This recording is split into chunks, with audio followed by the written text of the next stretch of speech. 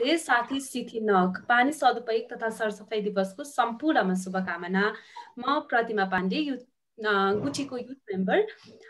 गुठीले talk series चलाउँदै आएको छ र यो टक सिरिजको अर्को श्रृङ्खलामा आज हामी आइपुगेका छौँ।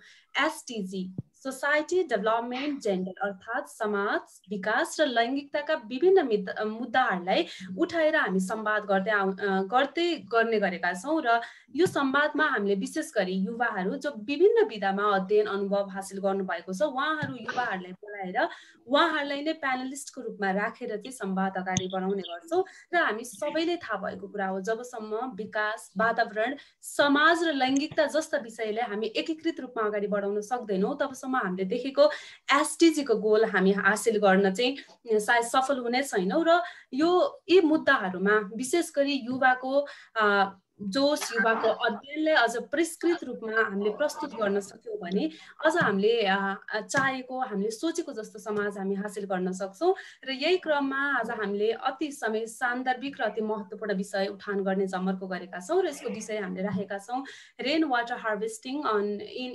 इकोसिस्टम रिस्टोरेसन र यस कार्यक्रममा हामीसँग प्रत्यक्ष अप्रत्यक्ष रूपमा जोडिनु भएको सम्पूर्णलाई म व्यक्तिगत साथै गुठीको तर्फबाट स्वागत गर्न चाहन्छु र आज यस कार्यक्रममा हामीसँग हाम्रो प्रेजेन्टरको रूपमा हुनुहुन्छ अमित बज्राचार्य र समीप श्रेष्ठ। उहाँहरू दुवैजना ब्याचलर्स ग्रेजुएटहरू हुनुहुन्छ। त्यसै गरी आज हामीसँग हाम्रो गेस्ट स्पिकरको रूपमा हुनुहुन्छ ज्ञानेश नन्द बज्राचार्य सर। उहाँलाई पनि म स्वागत गर्न चाहन्छु। उहाँ केयुकेएलको फर्मर चिफ साथै अहिले वाटर एक्सपर्टको रूपमा कार्यरत हुनुहुन्छ। त्यसै गरी आज हाम्रो स्पेशल गेस्टको रूपमा हामीसँग यहाँ उपस्थित हुनुभएको छ सरोज बस्नेत सर। उहाँ city planning commission Kathmandu metropolitan सिटीको भाइस चेयरपर्सनको रूपमा आबद्ध हुनुहुन्छ। त्यसै गरी आज यस कार्यक्रमको सेसन चेयरको रूपमा हामीसँग जोडिनु भएको छ सञ्जीव विक्रम राणा सर। उहाँ काठमाडौँ भ्याली वाटर सप्लाई म्यानेजमेन्टको इडीको रूपमा कार्यरत हुनुहुन्छ। साथसाथै हामीसँग जोडिनु भएको सम्पूर्ण सहभागीहरूलाई पनि म स्वागत गर्न चाहे। त्यसै अब कार्यक्रमलाई औपचारिक रूपमा अगाडि बढाउनु भन्दा पहिले रेन वाटर हार्भेस्टिङ भन्ने बित्तिकै हामीले सुरुमा सम्झिने रेन होइन र अहिले यो समय सान्दर्भिक किन भयो भन्दै गर्दा चाहिँ नेपाल जहाँ मनसुनमा मात्र वर्षैभरि पर्ने पानीको 85% वर्षा चाहिँ मनसुन समयमा हुने गर्छ र एकचोटि मनसुनको अवस्थालाई निहाल्ने हो भने अघिल्लो वर्ष हामीले हेऱ्यौँ भने अघिल्लो वर्ष नेपालमा मनसुन 12 जुनमा आएको थियो जो हामीले आकलन गरेको समयभन्दा 2 दिन पछाडि आएको थियो।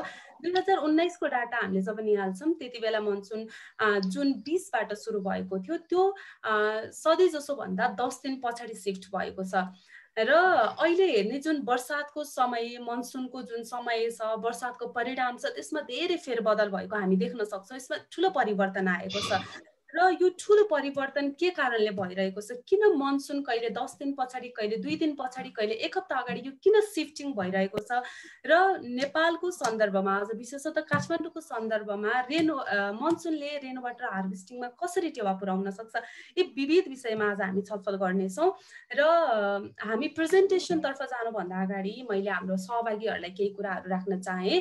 आज हामीले यस कार्यक्रममा केही रुल्सहरू पनि सेटअप गरेका छौँ।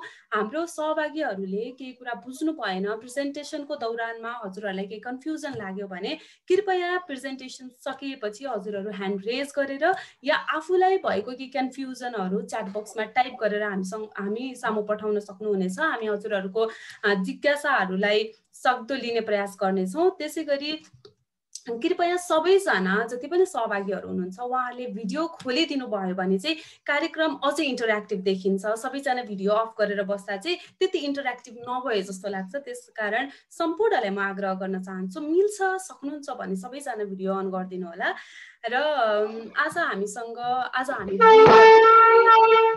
हाम्रो 2 बजेसम्म गर्ने हामीले टाइम सेड्युल बनाएको छौँ। अब हेरौँ र अब कार्यक्रम प्रेजेन्टेसन तर्फ जानुभन्दा पहिले आज हामीले सानो एउटा रमाइलो कार्यक्रम पनि राखेका छौँ जहाँ हाम्रै गुठीको युथ मेम्बरले हामी सबै सामु एउटा सानो मिठो गीत गाउनु हुनेछ यही रेन वाटर हार्भेस्टिङको विषयमै। सो उहाँको प्रस्तुति हामी सामु प्रस्तुत गर्न म सर्वप्रथम यहाँ निम्ताउन चाहन्छु रेजिसा महर्जन। उहाँ गुठीमा युथ मेम्बरको रूपमा कार्यरत हुनुहुन्छ र उहाँलाई आफ्नो छोटो मिठो प्रस्तुति दिनुहुन पनि अनुरोध गर्दछु।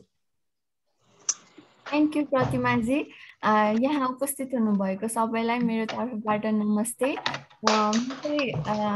मेरो नाम चाहिँ रेजिसा महर्जन। म अमृत साइन्सबाट ब्याचलर सकाएर इन्भाइरोमेन्ट साइन्समा सकाएर अहिले गुठीमा चाहिँ कार्यरत छु।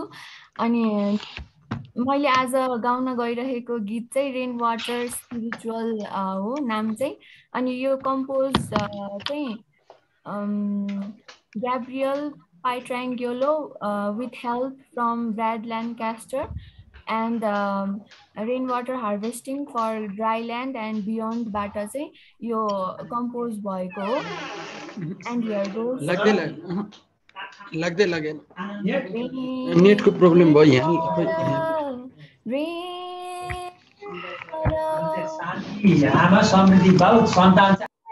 Over me like a blessing from the sky to this desert. It brings life and it's free as the air that we breathe. Plant that water, plant that water, plant that water for all to see. Take a stone in your hand, plant that turn and save that land. Eat the fruits of your harvest as they grow. Share that water, share that water, share that water for you and me. Beneath the shadow of the trees and a blanket of fallen leaves, rain and carbon feed the soil fertility. Rain, water, shade and sunshine, regenerating our watershed community. And when we all can lend a hand, we'll share in the bounty of this land, and with our neighbors reap the harvest that we show. Rain, water, rain, water, rain, water over me. And when we all can lend a hand, we'll share in the bounty of this land, and with our neighbors reap the harvest that we show. Thank you. Thank you रेजिसालाई। जोस माहौल एकदम ततायो रेजिसाले। मलाई त एकदमै राम्रो लाग्यो। आशा गर्छु हाम्रो सम्पूर्ण सहभागीहरू साथै हाम्रो गेस्टहरूले पनि हाम्रो रेजिसाको एफर्ट मन पराउनु भयो होला। अब चाहिँ म कार्यक्रमलाई औपचारिक रूपमा सुरु गर्न चाहे। यस वर्ष राष्ट्रिय विपद जोखिम न्यूनीकरण तथा व्यवस्थापन प्राधिकरणले पनि यो वर्ष चाहिँ मनसुन अलिक छिटो आउने, अलि लामो समयसम्म बस्ने र यसले यो वर्ष बर्सातको जुन परिणाम पनि धेरै हुनेछ। यसले चाहिँ धेरैभन्दा धेरै 18 लाख आम मानसहरू प्रभावित हुने छन् भनेर पनि प्रेडिक्सन गरेको छ। र अघिल्लो वर्ष पनि बर्सात थोरै भए पनि त्यसले चाहिँ जुन इफेक्ट चाहिँ एकदम उग्र रूपमा गरेको थियो र अहिले पनि हामीले देख्न सक्छौँ। आज बिहानैको समाचार पनि हामीले पढ्यौँ होइन, जसरी अहिलेको मनसुनले धेरैलाई इफेक्ट गरेको छ। र यो मनसुनले यो 1-2 वर्ष अघिल्लो झन् वर्ष यही वर्ष मात्रै हो कि अघिल्लो दशकौँदेखि चाहिँ यसको प्याटर्नमा परिवर्तन आएको छ। त मनसुन जुन प्रिसिपिटेसन छ, जुन टेम्परेचर छ, यसको प्याटर्नमा चाहिँ कसरी फेरबदल आएको छ त 5 वर्षको 10 वर्षको होइन। हामीसँग आज हाम्रो पहिलो प्रेजेन्टरले विगत 40 वर्षदेखि जुन यो यो प्रिसिपिटेसन र टेम्परेचर प्याटर्नमा कस्तो फेरबदल आएको छ उहाँले यस विषयमा अध्ययन गर्नुभएको छ र उहाँले आफूले अध्ययन गरेर के निष्कर्ष निस्कियो त्यसबारे आज हामीसँग यहाँ प्रस्तुत गर्नुहुनेछ। र अब मैले हाम्रो पहिलो प्रेजेन्टर अमित बज्राचार्यलाई आफ्नो प्रेजेन्टेसन दिनुहुन अनुरोध गर्दछु। सबैजनालाई नमस्ते। म स्क्रिन शेयर गर्छु।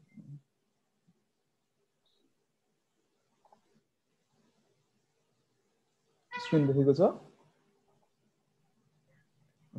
फेरि पनि सबैजनालाई एकचोटि फेरि नमस्ते। म चाहिँ अमिताभ बज्र, मेरो नाम चाहिँ अमिताभ बज्र बजाचार्य हो। म चाहिँ इन्भाइरोमेन्ट साइन्सको स्टुडेन्ट हो। मैले हालैमा ब्याचलर चाहिँ केयुबाट चाहिँ कम्प्लिट गरेको छु र मेरो यो फाइनल इयरको थेसिस नै हो, जुन चाहिँ मैले यो प्लेटफर्मबाट चाहिँ प्रस्तुत गर्न गइरहेको छु। र त्यसको टपिक चाहिँ trend analysis of temperature and precipitation in province number 1 and Bagmati province Nepal हो। ओके, तपाईहरुले अनुभव गर्नु नै भइसक्यो होला, यो वर्ष हाम्रो देशमा मनसुन आइपुगिसक्यो। यसको बारेमा थुप्रै समाचारहरुमा पनि प्रकाशित भइसकेको छ। उदाहरणको लागि मैले यहाँ केही तस्बिरहरु राखिदिएको छु, जसमा यस वर्ष औसतभन्दा बढी वर्षा हुने अथवा मोर देन एभरेज रेनफल हुने भनेर जल तथा मौसम विभागको हावापानी विज्ञान महाशाखाले बताएको छ। साथै अहिलेदेखि नै पूर्व तयारी गर्न थालौं भनेर अरु सामाजिक सञ्जालका समाचारहरुमा पनि उल्लेख गरेको पाइन्छ। के यो वर्ष मात्र औसतभन्दा बढी वर्षा हुने हो त, अथवा हरेक वर्ष केही हदसम्म यो बढिरहेको छ? र मेरो थेसिसको फाइन्डिङ्सले पनि यसको बारेमा के भन्छ त्यो हेरौं। सुरुमा हामी कुरा गरौं क्लाइमेट सिस्टमको अथवा जलवायु प्रणालीको। पृथ्वीको मौसम 5 प्रमुख जलवायु प्रणाली बीचको अन्तर्क्रियाबाट उत्पन्न हुन्छ, जसमा एटमोस्फियर वायुमण्डल, हाइड्रोस्फियर, बायोस्फियर जसलाई हामी जैव क्षेत्र भन्छ, जसमा चाहिँ लिभिङ थिङ्सहरु पर्छ, काइरोस्फियर जसमा चाहिँ आइस र पर्माफ्रस्टहरु पर्छ, र अन्तिममा चाहिँ लिथोस्फियर जसलाई चाहिँ हामी पृथ्वीको माथिल्लो चट्टान तह भनेर चिनिन्छ। र यिनी 5 प्रमुख जलवायु प्रणाली बीचको अन्तर्क्रियाबाट चाहिँ पृथ्वीको मौसम उत्पन्न हुन्छ। अब मौसममा तापमान, वर्षा, हावाको चाप, ह्युमिडिटी सहित असंख्य भेरिएबल्सहरु सामेल हुन्छन्। हावाको तापमान र वर्षा मौसम प्रणालीका प्रमुख तत्त्वहरू हुन्, जसले गर्दा उनीहरूको व्यवहारको विश्लेषण जलवायु परिवर्तनशीलता बुझ्नका लागि महत्त्वपूर्ण छ, किनकि यो डिफरेन्ट नेटिभ, रिजनल र ग्लोबल स्केल्समा दुवै स्पेशली र टेम्पोरली हाइली भेरिएबल हुन्छ। विश्वभरिका डाटा सेट र अधिक परिष्कृत डाटा विश्लेषणको सुधार र विस्तारका कारणले यसले विगत र हाल वर्तमान मौसम परिवर्तन बुझ्नलाई महत्त्वपूर्ण ध्यान खिचेको छ। अब दीर्घकालीन वर्षाको प्याटर्नलाई विश्वव्यापी मौसम परिवर्तनले प्रभाव पार्न सक्छ, जसले पानीको आपूर्तिलाई पनि असर पार्छ र खडेरी र बाढी जस्तो जोखिम बढाउँछ। सानो आकारको बावजुद नेपालमा विभिन्न जलवायु मौसमहरू छन्, जुन मुख्य रूपमा उचाइ, टोपोग्राफी र सिजनल एटमोस्फेरिक सर्कुलेसनबाट प्रभावित हुन्छ। नेपालमा तापक्रम मुख्यतः दक्षिण उत्तर दिशाबाट चाहिँ टोपोग्राफिक परिवर्तनबाट प्रभावित हुन्छ। नेपालमा 80% पानी समर मनसुन अथवा साउथ वेस्ट मनसुनले गर्दा हुन्छ भने पश्चिमी पहाडहरूमा हिउँद वर्षा अथवा विन्टर रेन्ज बढी देखिन्छ। अब कुरा गरौँ यो समर मनसुन चाहिँ कताबाट सुरु भएर हाम्रो देशमा आउने हो। धेरैले भन्लान् बंगालको खाडीबाट, तर यो सत्य होइन। बंगालको खाडी हुँदै नेपाल आउने चाहिँ हो हाम्रो मनसुन। बंगालको खाडी आइपुग्न अघि मनसुनले हजारौं किलोमिटरको यात्रा पार गर्छ। भूमध्य रेखा अथवा इक्वेटरमा पर्ने पूर्वी अफ्रिकी मुलुक जसलाई हामी सोमालिया भन्छ, त्यहाँबाट सुरु हुन्छ नेपाल आइपुग्ने मनसुन। भूमध्य रेखा अथवा इक्वेटरलाई आधार मानेर पृथ्वी दुई ध्रुवमा अथवा पोल्समा बाँडिएको छ। नर्थर्न र साउथर्न हेमिस्फियरमा जमिनको सतहदेखि निकै माथि हावाको मुस्लो पश्चिमबाट पूर्वतिर निरन्तर घुमिरहेको हुन्छ। त्यो हावाको मुस्लोलाई हामी जेट स्ट्रिम भनिन्छ र यो जेट स्ट्रिमले निरन्तर प्रति सेकेन्ड 90 मिटरको हिसाबले पृथ्वीलाई घुमिरहेको हुन्छ। मौसम अनुसार यिनीहरूको गति र ठाउँ भने फरक फरक भइरहन्छ। दुवै ध्रुव नजिकै जेट स्ट्रिमलाई पोलर जेट भनिन्छ। ध्रुवबाट तल एउटा अर्को जेट स्ट्रिम हुन्छ जसलाई हामी सब ट्रपिकल जेट स्ट्रिम भनिन्छ। चिसोमा यिनीहरू भूमध्य रेखातिर सर्दै सर्दै आउँछन् भने गर्मीमा ध्रुवतिर फर्किन्छन्। गर्मीमा त्यही दक्षिण गोलार्धको सब ट्रपिकल जेट स्ट्रिमकै तल्लो तहतिर नयाँ जेट स्ट्रिम बन्छ, जुन भूमध्य रेखाको आसपासमा रहेको अफ्रिकी मुलुक सोमालिया नजिक हुन्छ। सोमालिया नजिकको समुद्रमा बन्ने भएकाले यसलाई सोमाली जेट स्ट्रिम भनिन्छ। सोमालियाबाट उत्तर पूर्वको बाटो समातेर हिन्द महासागर हुँदै करिब 7 दिनमा यो भारतको केरला आइपुग्छ। केरलाबाट पनि यो दुईतिर बाँडिन्छ। एउटा पश्चिमी तट हुँदै अरेबियन सागरतिर माथि जान्छ, पश्चिमी भारत र पाकिस्तानमा पानी पार्न, भने अर्को चाहिँ समुद्र हुँदै बङ्गालको खाडी आइपुग्छ।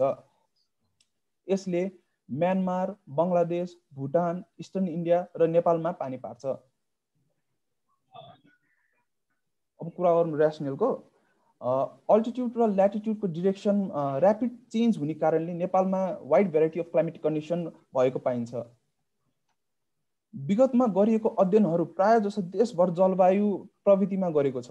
यद्यपि हालसम्म प्रदेशको आधारमा वर्षा र तापमान परिवर्तन प्रविधिमा कुनै व्यवस्थित अध्ययन गरेको चाहिँ पाइँदैन। दुवै प्रदेशमा प्रदेश नम्बर 1 र बागमती प्रदेशमा 3-fold जियोग्राफिकल डिभिजन्सहरू छ भने चाहिँ दुवै प्रदेशहरू चाहिँ ब्रोड रेन्ज अफ एलिभेसन चाहिँ क्यारेक्टराइज गरेको छ। प्रदेश नम्बर 1 मा हाम्रो नेपालको लोएस्ट र हाइएस्ट पोइन्ट दुवै भेटाइन्छ। यो चाहिँ 70 मिटरबाट सुरु भएर चाहिँ 8848.86 मिटरसम्म पुग्छ र त्यसै गरेर बागमती प्रोभिन्सको एलिभेसन कुरा गर्दा यो चाहिँ 141 मिटरदेखि सुरु भएर चाहिँ 7229 मिटरसम्म पुग्छ। अब दुवै प्रोभिन्समा चाहिँ भेरियस इकोलोजिकल र क्लाइमेटिक रिजन्स या त जोन्सहरू पाउँछौँ, जस्तै इन्क्लुडिङ टुन्ड्रा, अल्पाइन, टेम्परेट, सब ट्रपिकल र ट्रपिकल रिजन्स।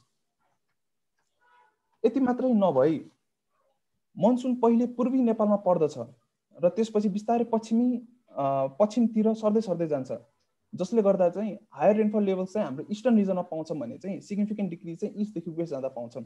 त्यसै गरी टेम्परेचर चाहिँ सिजन र अल्टिट्युड दुवैमा डाइरेक्टली कनेक्टेड हुन्छ र दुवै प्रदेशको लागि हटेस्ट पार्ट चाहिँ साउथर्न तराई बेल्ट हो भने चाहिँ कोल्डेस्ट पार्ट चाहिँ नर्थ अफ द हिमालयस हो। अब कुरा गरौँ मेरो उद्देश्यको। मेरो थेसिसको उद्देश्य चाहिँ प्रदेश नम्बर 1 र बागमती प्रदेश नम्बर 3 को वर्षा र तापमानको एनुअल र सिजनल ट्रेन्ड जान्नु हो। अब कुरा गरौँ स्टडी एरियाको। मेरो स्टडी एरिया चाहिँ प्रोभिन्स नम्बर 1 र बागमती प्रोभिन्स हो। प्रोभिन्स नम्बर 1 चाहिँ हाम्रो नेपालको 7 प्रदेशहरूको पूर्वीय प्रदेश हो र यसको कुल क्षेत्रफल चाहिँ 25,905 किलोमिटर स्क्वायर हो भने यो प्रदेशले हाम्रो देशको 17.60% एरिया ओगटेको छ। यो प्रदेशमा ताप्लेजुङ, तेह्रथुम, पाँचथर, इलाम, झापा, मोराङ, सुनसरी, धनकुटा, भोजपुर, खोटाङ, उदयपुर, ओखलढुङ्गा, सोलुखुम्बु र सङ्खुवा सब्बा गरेर कुल 14वटा जिल्ला छ भने त्यसै गरी बागमती प्रदेश चाहिँ प्रदेश नम्बर 1 को पश्चिमतिर अवस्थित छ र यसको कुल क्षेत्रफल चाहिँ 20,300 किलोमिटर स्क्वायर हो भने यो प्रदेशले हाम्रो देशको 13.79% एरिया ओगटेको छ। यो प्रदेशमा काठमाडौँ, भक्तपुर, ललितपुर, काभ्रे, सिन्धुली, मकवानपुर, नुवाकोट, धादिङ, चितवन, रसुवा, सिन्धुपाल्चोक, दोलखा र रामेछाप गरेर कुल 13वटा जिल्ला चाहिँ ओगटेको छ। अब मेथड्स र मटेरियल्स कुरा गर्दाखेरि चाहिँ मैले लिनियर रिग्रेसन मेथड युज गरेको छु भने मैले चाहिँ 40 वर्षको ट्रेन्डलाई एनालाइज गरेको हो र मैले चाहिँ त्यो सेलेक्टेड स्टेसनबाट आएको डाटालाई चाहिँ 4 सिजनमा क्याटेगोराइज गरेको छु, जस्तै pre monsoon, monsoon, post monsoon र विन्टर। यो टेबलले चाहिँ मैले सेलेक्ट गरेको स्टेसन्सहरूको डिटेल्स देखाउँछ, जसमा चाहिँ मैले प्रोभिन्स नम्बर 1 बाट चाहिँ 9वटा स्टेसन सेलेक्ट गरेको थिएँ भने चाहिँ बागमती प्रोभिन्सबाट चाहिँ मैले 11वटा गरेको छु, जसको टोटल चाहिँ दुईटै प्रोभिन्समा चाहिँ दुवै प्रोभिन्सको गरेर चाहिँ 20वटा हुन्छ।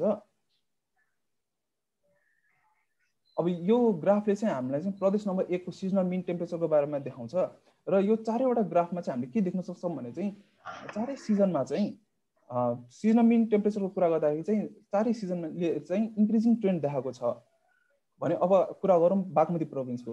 बागमती प्रोभिन्समा पनि प्रदेश नम्बर 1 जस्तै सिजनल मिन टेम्परेचरको कुरा गर्दाखेरि चारैवटा सिजनमा चाहिँ हामीले इन्क्रिजिङ ट्रेन्ड देखेको छौँ र अब एनुअल मिन टेम्परेचरको कुरा गर्दाखेरि दुवै प्रोभिन्समा एनुअल मिन टेम्परेचरको कुरा गर्दाखेरि चाहिँ दुवै प्रोभिन्समा चाहिँ इन्क्रिजिङ ट्रेन्ड देखेको पाउँछौँ। सेम वाइज अब कुरा गरौँ सिजनल मिन प्रेसिपिटेसनको।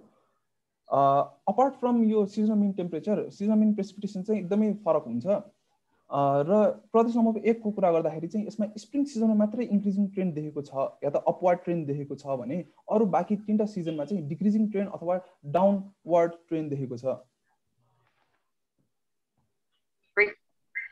लाइकवाइज बागमती प्रोभिन्समा पनि सेम एज प्रोभिन्स नम्बर 1 जस्तै स्प्रिङ सिजन मात्रै हाम्रो इन्क्रिजिङ ट्रेन्ड देखेको छ भने चाहिँ अरू 3टा सिजनहरुमा चाहिँ डिक्रिजिङ अथवा डाउनवर्ड ट्रेन्ड देखेको छ। अब एनुअल मिन प्रेसिपिटेसनको कुरा गर्दाखेरि दुवै प्रोभिन्समा चाहिँ डिक्रिजिङ ट्रेन्ड देखेको छ र यसमा चाहिँ प्रोभिन्स नम्बर 1 मा चाहिँ बढी डिक्रिज भएको चाहिँ देखेको छौँ। मैले अघि भने जस्तो सिजनल र एनुअल मिन टेम्परेचर चाहिँ दुवै प्रोभिन्सको लागि चाहिँ इन्क्रिजिङ ट्रेन्ड देखाएको छ with an annual increase of 0.0258 degree Celsius per year in province number 1 whereas 0.032 degree Celsius per year in Bagmati province. अब सिजनल मिन प्रेसिपिटेसनको कुरा गर्दाखेरि स्प्रिङ सिजनमा मात्रै इन्क्रिजिङ ट्रेन्ड देखाएको छ र for both the province annual mean प्रेसिपिटेसनले चाहिँ डिक्रिजिङ ट्रेन्ड इन्डिकेट गरेको छ जसको चाहिँ एनुअल डिक्रिज चाहिँ 6.45 millimetre per year in province number 1 whereas 1.345 millimeter per year in Bagmati province। अब यदि भविष्यमा यो प्रवृत्ति जारी रह्यो भने यसले पानीको भोल्युमलाई घटाउँछ जसले गर्दा एउटा इम्ब्यालेन्स क्रिएट हुन्छ मेट्रोलोजिकल वाटर ब्यालेन्समा र लङ टर्म मेट्रोलोजिकल ड्राउट अथवा खडेरी हुने उच्च सम्भावना छ which is then followed by hydrological and agricultural drought जसले गर्दा नदी र तालहरुमा पानीको मात्रा मात्रै नघटाई एग्रिकल्चर प्रोडक्टिभिटी अथवा कृषि उत्पादकता र सोइलको फर्टिलिटीलाई पनि हेभिली इम्प्याक्ट गर्छ। अन्त्यमा मैले 40 वर्षदेखिको वर्षा र तापमानमा कस्तो ट्रेन्ड चाहिँ देखेको छ भनेर अध्ययन गरेको हो र मेरो फाइन्डिङ्समा देखाएको ट्रेन्ड जुन चाहिँ टेम्परेचर बढ्दै जानु र प्रेसिपिटेसन चाहिँ घट्दै जानु र यो किन र कसरी चाहिँ भइरहेको छ भनेर थप अनुसन्धानको विषय हुन सक्छ। धन्यवाद।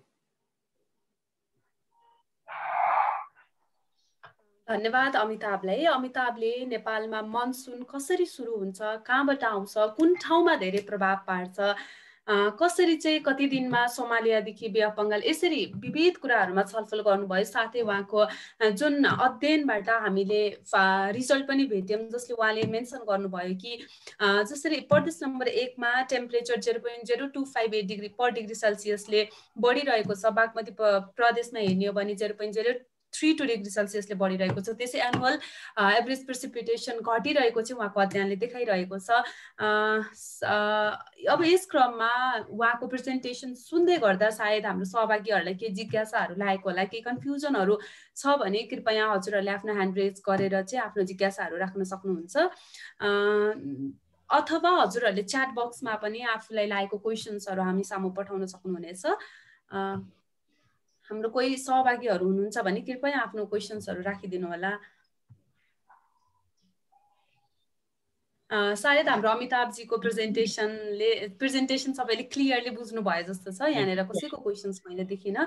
र अबको क्रममा चाहिँ जुन यो मनसुनको इफेक्ट छ, जुन यो धेरै बर्सातले जुन बर्सात घट्दै गए पनि यसले जुन विनाशकारी रूप लिँदै आएको छ विगतका समयदेखि, यसले जुन पार्ने जुन ठुल्ठुलो विनाशकारी इफेक्टहरूलाई हामीले न्यूनीकरण गर्न धेरै समय लागे पनि यो धेरै बर्सातबाट काठमाडौँ जस्तो सहरहरूमा चाहिँ यो बर्सात एउटा आशीर्वादको रूपमा पनि आएको छ जहाँ पानीको एकदमै अभाव हुन्छ। पानीको अभाव हुने ठाउँमा यो बर्सातको पानी चाहिँ पक्कै पनि अवसरको रूपमा एउटा आशीर्वादको रूपमा आएको छ। र काठमाडौँको सन्दर्भमा यो रेन वाटर हार्भेस्टिङ कतिको फिजिबल छ त हैन, यसले चाहिँ साँच्चीकै रेन वाटर हार्भेस्टिङले अरू पानीका स्रोतहरूलाई चाहिँ स्रोतहरूले जस्तै काम गर्न सक्छ या सक्दैन, मानिसहरूको यसप्रतिको धारणा के कस्तो छ, यसको फिजिबिलिटी के छ, यस विषयमा अब हामीलाई प्रश्न पार्न हाम्रो अर्को प्रेजेन्टर आउँदै हुनुहुन्छ। उहाँ हुनुहुन्छ समीप श्रेष्ठ। उहाँ नेसनल कलेज केयु डेभलपमेन्टल स्टडिजबाट ब्याचलर ग्रेजुएट्स हुनुहुन्छ र उहाँले फिजिबिलिटी अफ रेन वाटर हार्भेस्टिङमा चाहिँ आफ्नो प्रोजेक्ट पनि गर्नुभएको छ, उहाँले रिसर्च पनि गर्नुभएको छ। र अबको क्रममा चाहिँ हामीले उहाँको प्रेजेन्टेसन सुन्नेछौँ र म आफ्नो प्रेजेन्टेसन राखिदिनु हुन समीप श्रेष्ठज्यूलाई हार्दिक अनुरोध गर्दछु। नमस्ते, सुनिरहेछ?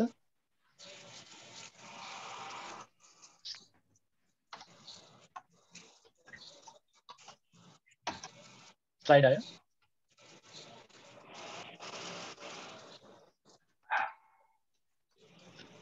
नमस्ते, म समीप नारायण श्रेष्ठ बोल्दैछु। म ब्याचलर्स इन डेभलपमेन्ट स्टडिजको ग्रेजुएट हो national college KU school of आर्ट्सबाट।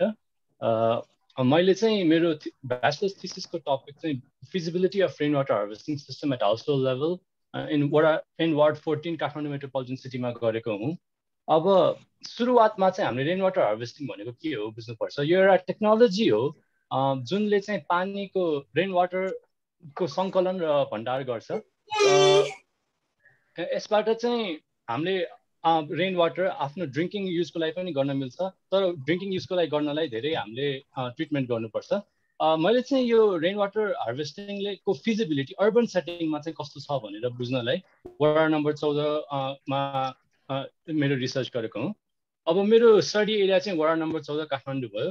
यसको पपुलेसन 58,000 छ र यसमा 2011 को सेन्सस अनुसार अनि यहाँ 15,000 हाउसहोल्ड्सहरू छन्। अब मैले चाहिँ यसमा मेरो स्याम्पल हाउसहोल्ड्स 51 लिएको छु। सुरुमा रेन वाटर हार्भेस्टिङ भनेको सिम्पल टेक्निकहरूबाट पनि कलेक्ट गर्न मिल्छ, जस्तो कि हामीले जसले पनि जार र पटमा पानी परिरहेको बेलामा कलेक्ट गर्न सक्छ। तर यो बाहेक यसमा कम्प्लेक्स इन्जिनियरिङ टेक्निकहरू पनि छ, जुन एउटा चाहिँ सिस्टर्न्सहरू हो। हाम्रो पहिलादेखि नै एन्सियन्ट सिभिलाइजेसन्सहरूले यस्तो सिस्टम्सहरू युज गरेको छन्, जुन सबभन्दा ठुलो सिस्टर्न भनेको बेसिलिका सिस्टर्न हो। यो कन्स्टान्टिनोपलमा छ, 6th सेन्चुरीमा लास्ट रोमन एम्पररले बनाएको हो। अनि हाम्रो नेपालको कुरा गर्दा चाहिँ नेपालमा चाहिँ हाम्रो एन्सियन्ट रेन वाटर सिस्टम भनेको सुरुमा राजकुलोहरूबाट सुरु भएको हो। राजकुलो चाहिँ रेन फेड पन्ड्स एन्ड स्प्रिङ्सहरू हो। यो किरात डाइनेस्टीले बनाएको। अनि पछि चाहिँ लिच्छवी किङ्सहरूले यो राजकुलोहरूबाट ढुङ्गे धारा र इनारहरू कनेक्सन बनाएर सिटीहरूमा वाटर पुर्याएको छन्। अब अहिलेसम्म पनि यस्तो सिस्टमहरू जारी छन्, जस्तो कि गुठीहरूले अहिले पनि मेन्टेन गर्छन् यस्तो सिस्टमहरू। आजकै दिन सिटी नखाको दिन भनेको खासमा हाम्रो यो यस्तै रेन वाटर कलेक्सन सिस्टम्सहरूलाई मेन्टेन गर्ने, सफा गर्ने दिन हो। तर अब 20औं शताब्दीमा चाहिँ राणाकालमा चाहिँ मोडर्न सेन्ट्रलाइज वाटर सिस्टमहरू आएर घर घरमा ट्यापहरू ल्याएको छ। अनि यसले चाहिँ रेन वाटर हार्भेस्टिङ सिस्टमहरू बिस्तारै त्यो कम युज हुन थालियो। अहिले तर फेरि हाम्रो 21औं शताब्दीमा चाहिँ रेन वाटर हार्भेस्टिङले फेरि ट्र्याक्सन पाएको छ। यो किन हो भन्दा चाहिँ वाटर डिमान्ड पहिलाभन्दा एकदमै धेरै बढेको छ। अनि हाम्रो यो जुन ग्राउन्ड वाटर सोर्सेसहरूमा हामी डिपेन्ड गर्छौँ त्यो चाहिँ एकदम डिग्रेड भइरहेछ। त्यो हिसाबले मैले मेरो स्टडीले चाहिँ यो रेन वाटर हार्भेस्टिङले यो ग्याप डिमान्डमा भएको ग्यापलाई फुलफिल गर्न सक्छ कि सक्दैन हेर्नलाई मेरो यो अब्जेक्टिभ्सहरू ल्याएको छु। सुरुमा चाहिँ मैले हाम्रो डिमान्ड र सप्लाई वाटरको अध्ययन गरेको छु। अनि त्यो सहित मैले technical potential of rain water harvesting system र फाइनेन्सियल भाइबिलिटी हेरेको छु वडा नम्बर 14 को लागि। अब सुरुमा हामी वाटर डिमान्डको कुरा गरौँ। हाउसहोल्ड वाटर डिमान्ड भनेको धेरै जस्तो कति एउटा हाउसहोल्डमा कति मान्छेहरूलाई पानी पुर्याउनु पर्छ भनेर बुझ्नुपर्छ। अब हामीले युजुअली एभरेज फ्यामिली साइज 4.88 भन्छौँ, तर खासमा चाहिँ यहाँ के छुटिएको छ भन्दा टेनेन्ट पपुलेसन धेरै मान्छेहरूले छुटाउँछन्। यो हिसाबले मैले हाउसहोल्ड वाटर डिमान्ड चाहिँ दुइटै family size plus tenant population जोड्दाखेरि 9.31 मान्छेहरूलाई जति पानी वाटर डिमान्ड पुर्याउनु पर्छ भनेर बुझेको छु।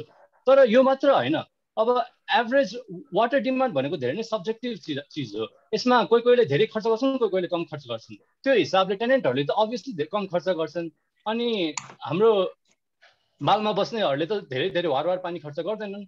त्यो हिसाबले मैले खासमा अब ल्यान्ड ओनरहरूको लागि चाहिँ 104 एलपिसिडी मैले डोमेस्टिक वाटर डिमान्ड युज गरेको छु, जुनमा चाहिँ खासमा मिलम्ची वाटर सप्लाईले गरेको 135 एलपिसिडी को लिकेज फ्याक्टर हटाएर हो।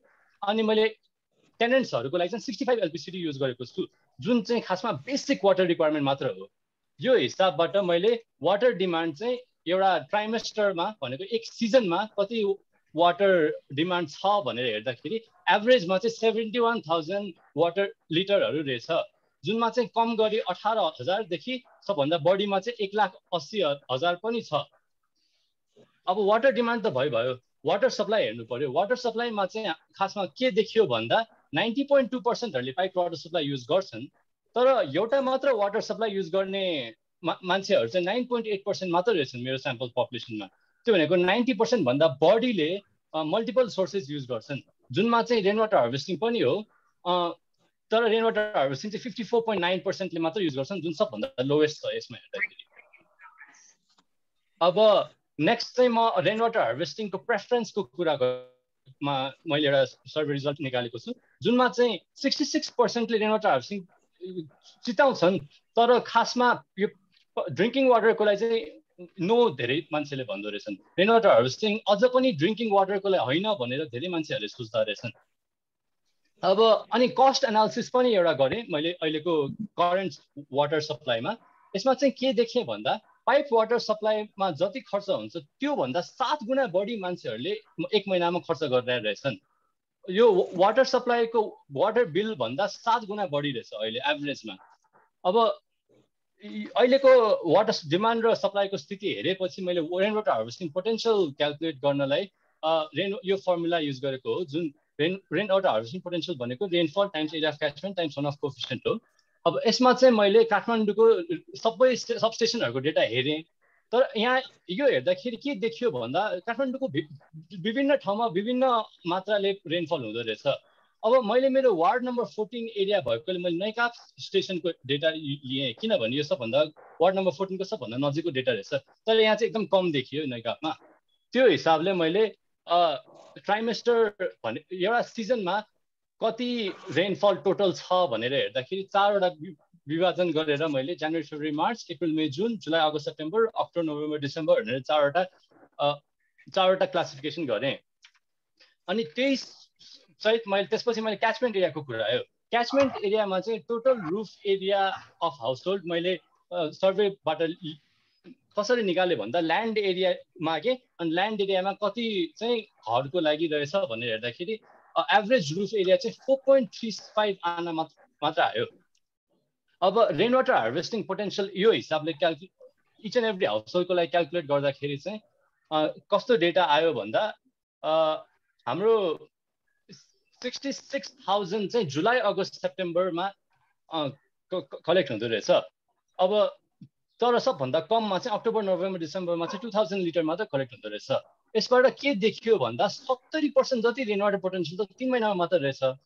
यसबाट हामीले के बुझ्न सक्छौँ भन्दा रेन वाटर हार्भेस्टिङले चाहिँ सिधा वाटर डिमान्डलाई एड्रेस गर्नु भन्दा रेन वाटर हार्भेस्टिङ सिस्टमले चाहिँ हामीले चाहिँ सिधा वाटर डिमान्डलाई एड्रेस गर्नु भन्दा यसले चाहिँ वाटर रिचार्जको लागि हामीले ग्राउन्ड वाटर रिचार्जको लागि धेरै फोकस गर्नु पर्दो रहेछ। अब मैले वाटर डिमान्डसँग एनालिसिस गर्दाखेरि चाहिँ कस्तो देखियो भन्दा अप्रिलदेखि सेप्टेम्बरसम्ममा चाहिँ रेन वाटरले सिग्निफिकेन्ट पोर्सन अफ वाटर डिमान्डलाई चाहिँ एड्रेस गर्छ। धेरै जसो हाउसहोल्डमा चाहिँ हामीले रेन वाटरबाटै धेरै वाटर डिमान्डहरू फुलफिल गर्न सक्छौँ, तर अरू 6 महिनामा चाहिँ त्यस्तो रेन वाटर हार्भेस्टिङको युजफुलनेस चाहिँ अलिक कमै देखिन्छ। यसबाट चाहिँ मैले अब फाइनेन्सियल भाइबिलिटीमा हेरेँ। अब रेन वाटर हार्भेस्टिङ सिस्टम भनेको कतिवटा टाइप छ भन्दा डाइरेक्ट युज सिस्टम छ, नन फिल्टर्ड छ, फिल्टर्ड र कम्प्लिट सिस्टम छ। मैले चाहिँ यसमा फिल्टर्ड र कम्प्लिट सिस्टमको कस्टहरू कस्तो कस्तो छन् भनेर हेर्न खोजेँ। अब हाम्रो यहाँ डिफ्रेन्ट अप्सन्सहरू देखिरहेको छौँ यो रेन वाटर हार्भेस्टिङ सिस्टमको, जुनमा चाहिँ फिल्टर्ड सिस्टम 20,000 30,000देखि 60,000सम्म खर्च गर्न मिल्छ। अनि अब त्यो मात्र होइन, बायोस्यान्ड फिल्टर हाल्यो भने त हामीले त्यो ड्रिङ्किङ वाटर नै निकाल्न सक्छौँ।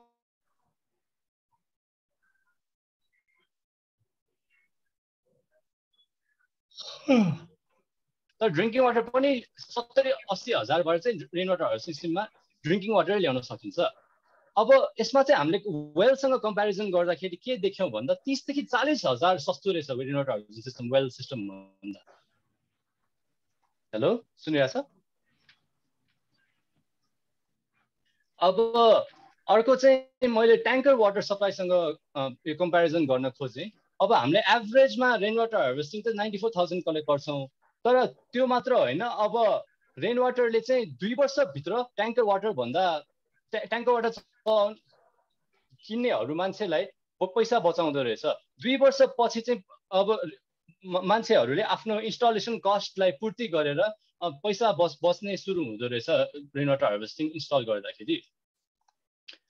यसरी म फाइनल मेरो कन्क्लुजन के निक्ल्यो भन्दा अहिले हाम्रो वाटर डिमान्ड धेरै नै हाई छ, किनभने नेपाल काठमाडौँको टेनेन्ट पपुलेसन धेरै हाई छ।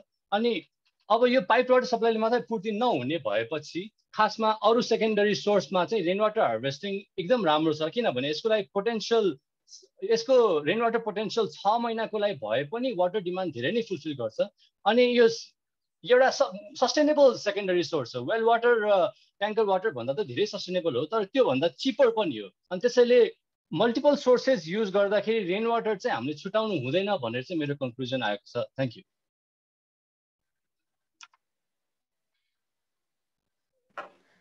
समीप दाईलाई धेरै धेरै धन्यवाद आफ्नो प्रेजेन्टेसनको लागि। उहाँको प्रेजेन्टेसनबाट हामीले धेरै कुरा बुझ्यौँ पनि रेन वाटर हार्भेस्टिङले चाहिँ कसरी वाटर डिमान्डलाई एड्रेस गर्न सक्छ। एउटा वडा तहमा गरेको अध्ययनले त्यो वडाका जनमानसहरूमा गरेको अध्ययनले चाहिँ हामीलाई धेरै हामीले अबको दिनहरूमा बनाउन सक्ने स्ट्राटेजीको लागि धेरै राम्रो निष्कर्षहरू दिएको छ। जस्तै उहाँले भन्नुभयो वर्षैभरि पानी एड्रेस गर्न नसके पनि 6 महिनाको लागि चाहिँ मजाले पानी एड्रेस गर्न, पानीको डिमान्डलाई एड्रेस गर्न सक्छ भन्ने कुरा उठाउनु भयो। साथै हामी सबैले थाहा भएको कुरा हो रेन वाटर हार्भेस्टिङ भनेको एक दीर्घकालीन जुन पानी पूर्ति गर्ने एउटा माध्यम पनि बन्न जान्छ। र हामीले यहाँ क्वेसन्सहरू राम चरित्र शाह सरले चाहिँ ह्यान्ड रेज गर्नुभएको छ। सर हजुर आफ्नो माइक अनम्युट गरेर आफ्नो प्रश्न राख्न सक्नुहुन्छ। राम सर। धन्यवाद सबै तीनैजना भाइ बहिनी प्रेजेन्टरहरूलाई। एकदमै राम्रो र अध्ययनहरू गर्नुभएको छ जुन चाहिँ समुदायलाई काम लाग्न सक्छ।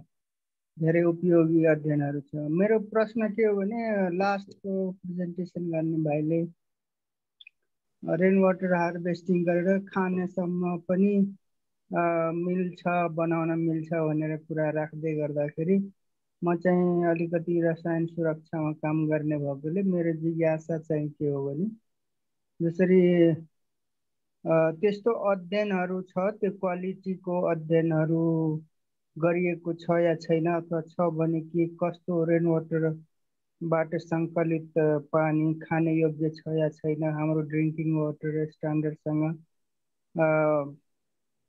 मेल खान्छ या खाँदैन, त्योभन्दा राम्रो अथवा नराम्रो के क्वालिटी छ। र अर्को मैले कन्सर्न उठाउन खोजेको के हो भने जसरी अझै पनि नेपालको विभिन्न ठाउँमा चाहिँ यो जस्ता पाताहरूले छाएको घरहरूमा पनि मैले हेरिरहेको छु, अथवा अहिले प्लास्टिकहरूले छाएको फाइबरहरू ग्लासहरूले छाएकोबाट पनि रेन वाटर हार्भेस्टिङको मेकानिजमहरू राखिरहेको देखिरहेको हुन्छु कहीँ कहीँ। र मेरो जिज्ञासा के हो भने त्यो जस्ता पातामा लगाएको पेन्ट र पेन्टमा हामीले धेरै अध्ययनहरू गर्दाखेरि लेड एकदमै पाइएको छ नेपालमा पाइने पेन्टहरूमा। सो बिस्तारै त्यो रेन वाटर हार्भेस्टिङमा पनि डिसलज भएर जाने सक्ने पोटेन्सियलहरू छ। केही नेपालमा त्यो अध्ययन नभए पनि बाहिरको अध्ययनमा इभन जस्ता पाताले छाएको घरबाट कलेक्सन गरेको पानीमा त्यो लेडको अवशेषहरू देखिएको छ। नेपालमा के कस्तो छ अध्ययन भएको छैन भने आउँदा दिनहरूमा यदि हामी जस्ता पाताको छाना भएको घरबाट पनि रेन वाटर हार्भेस्टिङ गरिरहेछौँ भने ती कम्पोनेन्टहरूलाई पनि बिस्तारै यो आउँदा अध्ययनहरूमा समावेश गर्दै जानुपर्छ भनेर सल्लाहका साथ पुनः प्रस्तोता भाइ बहिनीहरूलाई धन्यवाद दिन्छु। धन्यवाद। प्रश्नको लागि धन्यवाद सरलाई। समीप दाई। हजुर तपाईँले अब प्रश्नको लागि धन्यवाद सर। तपाईँले चाहिँ अहिले क्वालिटीको कुरा उठाउनु भयो, वाटर क्वालिटीको। अब मैले चाहिँ मेरो प्रेजेन्टेसनमा के भनेको छु भन्दा अब डिफ्रेन्ट सिस्टम्सहरूले चाहिँ कुनै चाहिँ फिल्टर्ड सिस्टमहरूले चाहिँ नन पोर्टेबल युजसम्म ल्याउन मिल्छ। त्यो भनेको अब फिल्टरमा हामीले ऱ्यापिड स्यान्ड फिल्टर युज गर्छौँ। यो ऱ्यापिड स्यान्ड फिल्टरबाट चाहिँ तपाईँले भन्नुभएको बेसिक इम्प्योरिटिजहरू चाहिँ निक्लिन्छ जस्तो लाग्छ मलाई। अब यसमा अझ अध्ययन गर्नलाई चाहिँ हामीले फेरि अर्को नै रिसर्च टपिक बन्न सक्छ। अनि मैले लाइक पिउन पानीको लागि चाहिँ हामीले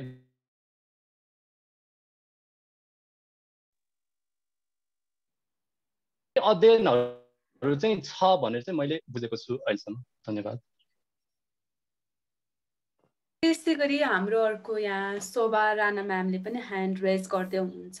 कृपया उहाँले पनि आफ्नो माइक अनम्युट गरेर प्रश्न राख्न सक्नुहुन्छ। Thank you. नमस्कार पहिले सबैलाई र thank you for nice presentation Sameep Shrestha सरलाई पनि। मलाई अलिकति जिज्ञासा चाहिँ यहाँले काठमाडौँको यो अर्बन एरियामा चाहिँ जुन खालको रिसर्च गर्नुभयो यहाँले चाहिँ गर्नुभएको छ त्यसको लागि एकदमै खुसी लाग्यो। जुन अब त्यसमा एकदमै पानीको स्कार्सिटी भएको ठाउँमा एउटा बेस्ट अप्सनको रूपमा अल्टरनेट अप्सनको रूपमा यहाँले ल्याउनु भएको छ। मेरो जिज्ञासा के रह्यो भने यो अर्बन सेटिङमा चाहिँ अब जसरी अघि हाम्रो एकजना सरले सोध्नु भएको थियो जस्ताको कुराहरू होइन, जस्ताको छानाको कुरा, तर त्यो कुराहरू त हामी अर्बन सेटिङमा पाउँदैनौँ। इन द्याट केस अब छतमा भएको पानीलाई चाहिँ यहाँले त्यो हार्भेस्टिङ गरिरहँदाखेरि कलेक्सन गर्दाखेरि कस्तो सिस्टमहरू अप्नाएर गरिरहेको छ? किनकि वाटर क्वालिटीको कुरा अघि भर्खरै पनि एकजना सरले सोधिसक्नु भएको छ।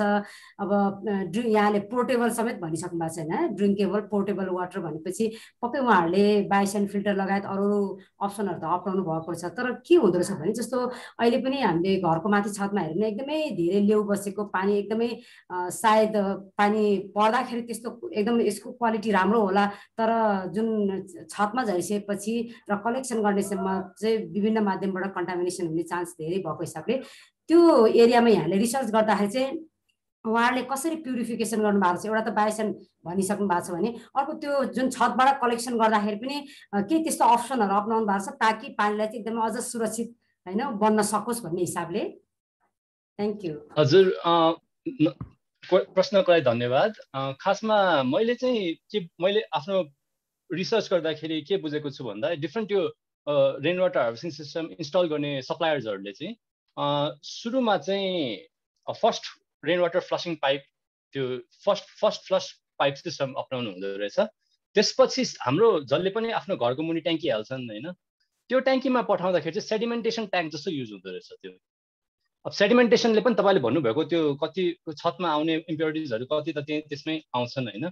त्यसपछि मात्र सेडिमेन्टेसन ट्याङ्क भएपछि मात्र फिल्टर टाइप ट्याङ्कमा जाँदो रहेछ, जुन पछि चाहिँ डिसइन्फेक्सन भएर हाम्रो माथिको सिधा हाम्रो ट्यापमासम्म सप्लाई हुनेमा ट्रिटेड रेन वाटर ट्याङ्क चाहिँ त्यहाँ ट्रिटेडमा पुग्दो रहेछ। भनेको हाम्रो अब यसमा दुईटा ट्याङ्कको छ, कुनै कुनै घरमा अन्डरग्राउन्ड ट्याङ्कहरूमा चाहिँ सेडिमेन्टेसन ट्याङ्क जस्तो कुरा भयो होइन, सेडिमेन्टहरू त्यहाँ आउने भयो। अनि अझ त्यसलाई पनि फिल्टर गरेर पछि त्यो डिसइन्फेक्टेन्ट युज गरेर मात्र पछि ट्रिटेड वाटरलाई चाहिँ त्यो पिउनसम्म पुर्याउने रहेछ। यस्तो सिस्टम चाहिँ मैले बुझेको अनुसार त्यति छ। अझ यो रेन वाटर सिस्टम भनेको कस्तो हो भन्दा एभ्री हाउस होल्डको लागि आफ्नै डिजाइन गर्नुपर्छ कि। अब एउटा हाउस होल्डमा कुनै ट्याङ्क नहोला, यो चाहिँ एकदम यो मान्छेहरूले आफूलाई के रिक्वायरमेन्ट छ त्यो अनुसार डिजाइन गर्न सक्ने एउटा सिस्टम भएकोले एकदम फ्लेक्सिबल छ कि, त्यो चाहिँ बुझ्नुपर्छ हामीले।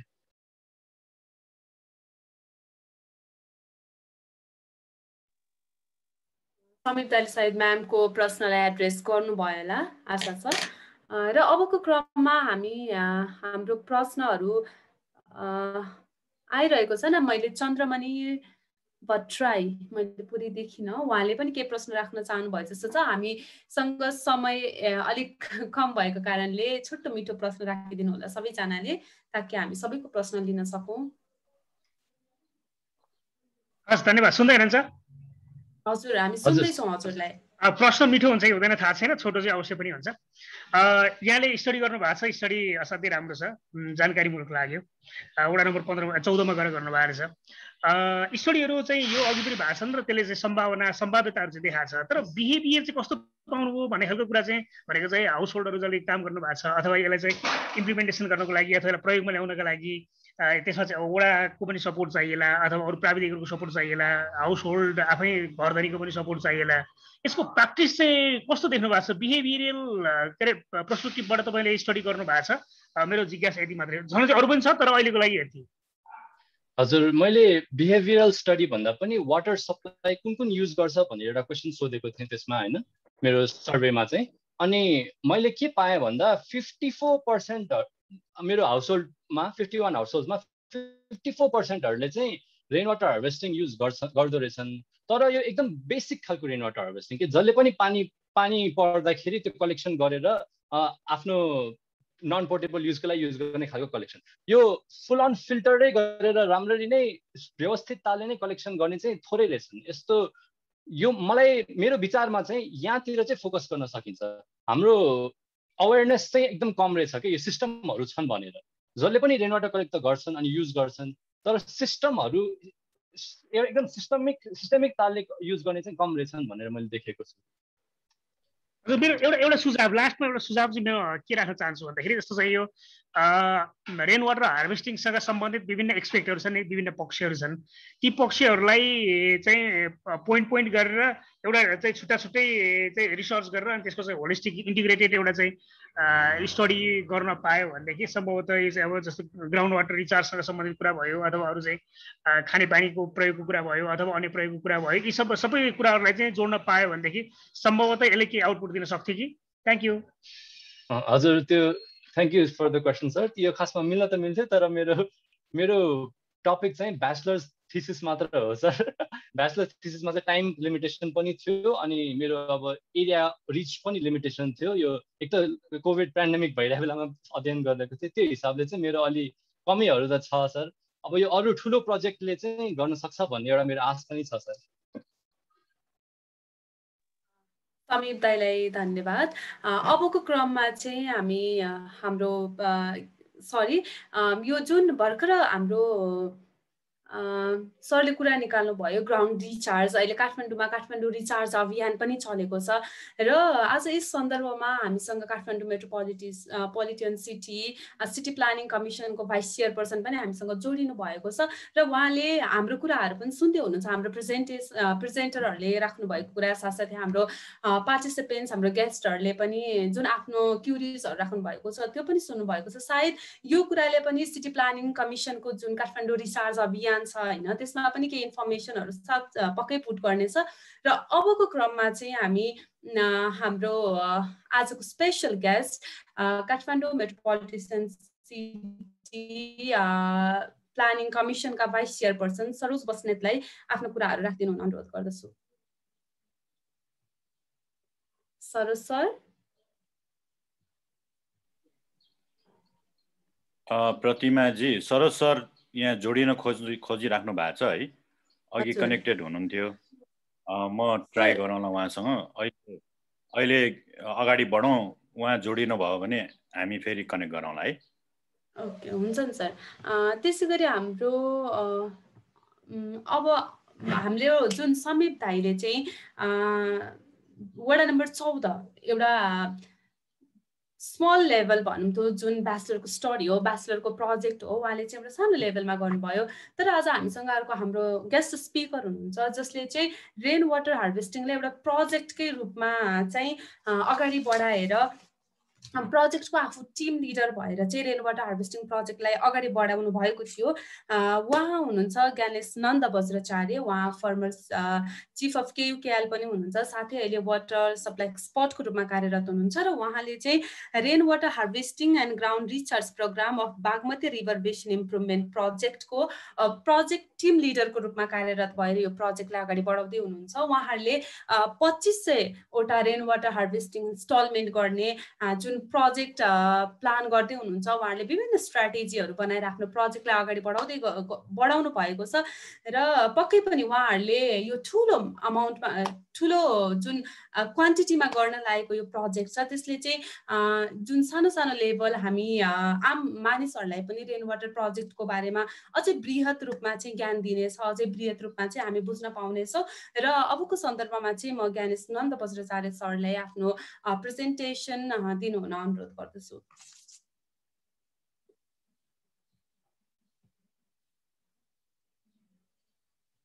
सर, हजुरको माइक म्युट छ, कृपया अनम्युट गरिदिनु होला। सुनिन्छ? हजुर हजुर सुनियो सर। अब चाहिँ ल त ल सबैलाई नमस्कार। सर्वप्रथम म चाहिने गुठीलाई यो कार्यक्रममा मलाई चाहिने सहभागिता दिनुभएकोमा चाहिने धेरै धन्यवाद दिन चाहन्छु। आज टपिक इट सेल्फ चाहिने रेन वाटर हार्भेस्टिङको चाहिने रोल इकोलोजिकल रिस्टोरेसनमा चाहिने भनिएको छ, जुन त्यो निकै चाहिने महत्त्वपूर्ण छ अहिलेको स्थितिमा। र मैले स्पेसली आजको प्रोग्राममा मैले एउटा प्रोजेक्ट गरेको थिएँ। यो अहिले रनिङ प्रोजेक्ट होइन कि, यो कम्प्लिट नै भइसकेको प्रोजेक्ट हो र यो Bagmati river basin improvement project जुन चाहिँ गभर्मेन्टको छ त्यस अन्तर्गतको एउटा कम्पोनेन्टको रूपमा चाहिँ थियो। र त्यसमा मैले चाहिँ टिम लिडरको रूपमा चाहिँ काम गर्ने मैले मौका पाएको थिएँ र त्यो चाहिँ काम गर्दाखेरि जुन मैले एक्सपिरियन्स गरेँ र जुन चिजहरू एक्टिभिटिज हामीहरूले गऱ्यौँ ती कुराहरू चाहिँ नि अरूहरूको लागि पनि धेरै उपयोगी होला भनेर चाहिँ नि म चाहिँ त्यो अहिले सेयर गर्न चाहिँ कोसिस गर्नेछु। अब सबैले थाहा नै छ अब खानेपानीको अब म चाहिँ नि यो स्लाइड भन्दा पनि म ओपनली चाहिँ स्लाइडको कन्टेन्ट के गरेर चाहिँ आफ्नै किसिमले म प्रेजेन्ट गर्छु। सर्वप्रथम चाहिँ नि अब हामी सबैले थाहा नै छ अहिले पानीको चाहिँ नि तपाईको पानीको चाहिँ नि अहिले स्क्यारसिटी जुन किसिमले संसारभर भइरहेछ त्यसले गर्दाखेरि अब रेन वाटर चाहिँ नि जहाँसुकै भए पनि चाहिँ नि हामीले चाहिँ नि म्याक्सिमम युटिलाइज गर्नुपर्ने स्थिति छ। त्यही सन्दर्भमा चाहिँ अब रेन वाटर हार्भेस्टिङ पनि एउटा हुन आउँछ। अब रेन वाटर हार्भेस्टिङ चाहिँ नि अब भनेको के हो त भन्दाखेरि अब त्यसै पनि बर्सातमा चाहिँ हाम्रो चाहिँ वाटरको साइकलमा चाहिँ नि पानी चाहिँ नि बाफ भएर जान्छ माथि बादल भएर अनि फेरि आएर चाहिँ नि रेन हुन्छ। ती पानी चाहिँ अहिलेको स्थितिमा हाम्रो नेपालमा त्यति प्रयोग भइरहेका छैनन् र त्यसलाई चाहिँ नि हामीले चाहिँ नि अहिले यो स्थितिमा हामीले प्रयोग गर्न सिक्नु पर्यो र प्रयोग गर्न बाध्यता नै हुन आइरहेको देखिन्छ र हामीले चाहिँ नि नगरिकन नहुने भइरहेछ। त्यसैले हाम्रो गभर्नमेन्टतिरबाट हरेकतिरबाट यसलाई प्रमोट गर्नुपर्ने छ। अब विभिन्न देशमा अब हाम्रै चाहिँ नेबरिङ कन्ट्री चाहिँ इन्डियामा चाहिँ नि तपाईको 18वटा स्टेट 4वटा युनियन टेरिटोरीमा चाहिँ नि रेन वाटर हार्भेस्टिङ कम्पलसरी नै बनाइदिएछ, म्यान्डेटरी।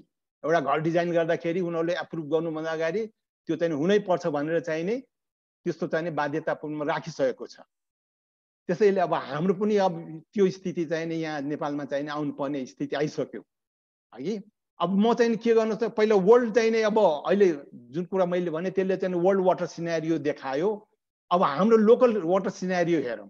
अहिले केयुकेएल रै भनौँ काठमाडौँको चाहिँ नि सहरभित्रको चाहिँ नि वाटर डिमान्ड अराउन्ड चाहिँ नि 470 MLD। त्यो भनेको तपाईँको चाहिँ नि 47 करोड लिटर प्रतिदिन हाम्रो डिमान्ड छ।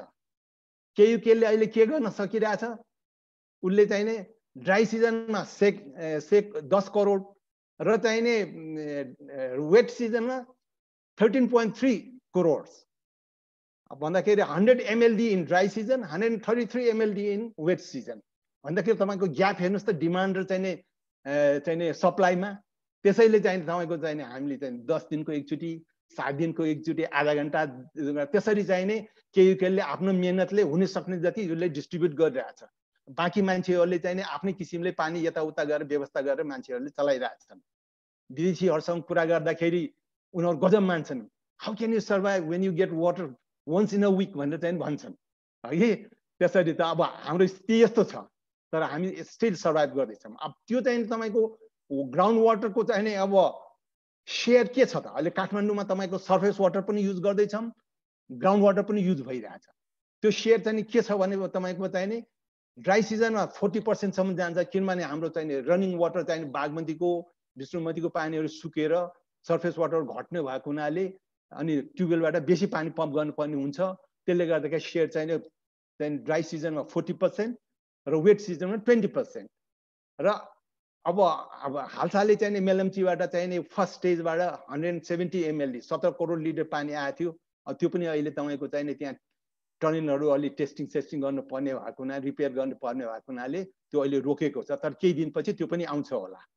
अब हाम्रो चाहिँ केयुकेएलले चाहिँ वितरण गरेको 10 करोड या 13.5 करोड जति पानी छ त्यसमा पनि तपाईँको quite a big chunk of water is being lost because of faulty pipeline system. हुन त अब मेलम्ची अन्तर्गत नयाँ पाइपलाइन सिस्टमहरू राखिएको छ। अब त्यो चाहिँ सञ्चालनमा आएपछि नेचुरली चाहिँ तपाईँको चाहिँ लिकेज र वेस्टेज चाहिँ घटेर चाहिँ 15% या 15% जति हुन आउँछ भने भनिएको छ। तर अहिले काठमाडौँमा पुरै चाहिँ के त्यो मेलम्ची अन्तर्गतको पाइपलाइन सिस्टमहरू प्रयोगमा ल्याइएको छैन। स्टेज वाइज चाहिँ ल्याउने कोसिस गरिएको छ। अब यो तपाईँको अहिले जुन मैले चार्ट देखाइरहेको छु त्यसले के देखाउँछ भने पुरानो पनि चाहिँ त्यो रातो चाहिँ जम्मै चाहिँ डिमान्ड हो सप्लाई चाहिँ तपाईँको चाहिँ त्यो ब्लू वाला हो भन्दाखेरि ग्याप हेर्नुहोस् अहिले अब त्यही ग्याप चाहिँ अहिलेसम्म कन्टिन्युड छ। अब चाहिँ नि तपाईँको अब बहिनी अर्को सेकेन्डमा जाउँ त। अब यो चाहिँ नि के छ भने अब हामीले चाहिँ नि अब फर्स्ट वर्ल्ड ब्याङ्क प्रोजेक्ट अन्तर्गत फर्स्ट टाइम चाहिँ नि ट्युबवेलबाट चाहिँ पानी निकालेर वाटर काठमाडौँमा चाहिँ सप्लाई गर्नु थालिएको हो and that was in early 70s भने 1975 1976 78 तिर चाहिँ नि हाम्रो ट्युबवेलबाट सर्फेस वाटरले पुगेन नहुँदाखेरि ट्युबवेलबाट पनि पानी चाहिँ नि निकालेर त्यो गर्न लाग्यो त्यो गर्दा गर्दा गर्दा अहिले आएर इन्टरप्ट गर्न चाहे सरलाई मैले बिचमा थोरै रोके जुन हाम्रो समयको कमीले गर्दा सरले चाहिँ मैले अलिकति प्रोजेक्ट फोकस भइदिनु हुन अनुरोध गर्न चाहे है प्रेजेन्टेसन एकदम मजाले गइरहेछ तर हाम्रो स्पिकर अलिकति प्रोजेक्ट फोकस हुन्छ बहिनी हुन्छ ल त्यसैले चाहिँ नि तपाईले चाहिँ अब ट्युबवेलको वाटर चाहिँ हामीले धेरै पम्प गरेको हुनाले तपाईको चाहिँ नि त्यो वाटर टेबल डाउन भइरहेछ र कन्स्ट्यान्टली त्यसले गर्दाखेरि वाटरको त्यो यिल्ड पनि त्यो घटिरहेछ बहिनी अब त्यो मात्र लगम त प्रोजेक्टतिर लगम त ल मै त्यो गर्छु बहिनी मैले यहाँ राखेछु के म शेयर गर्छु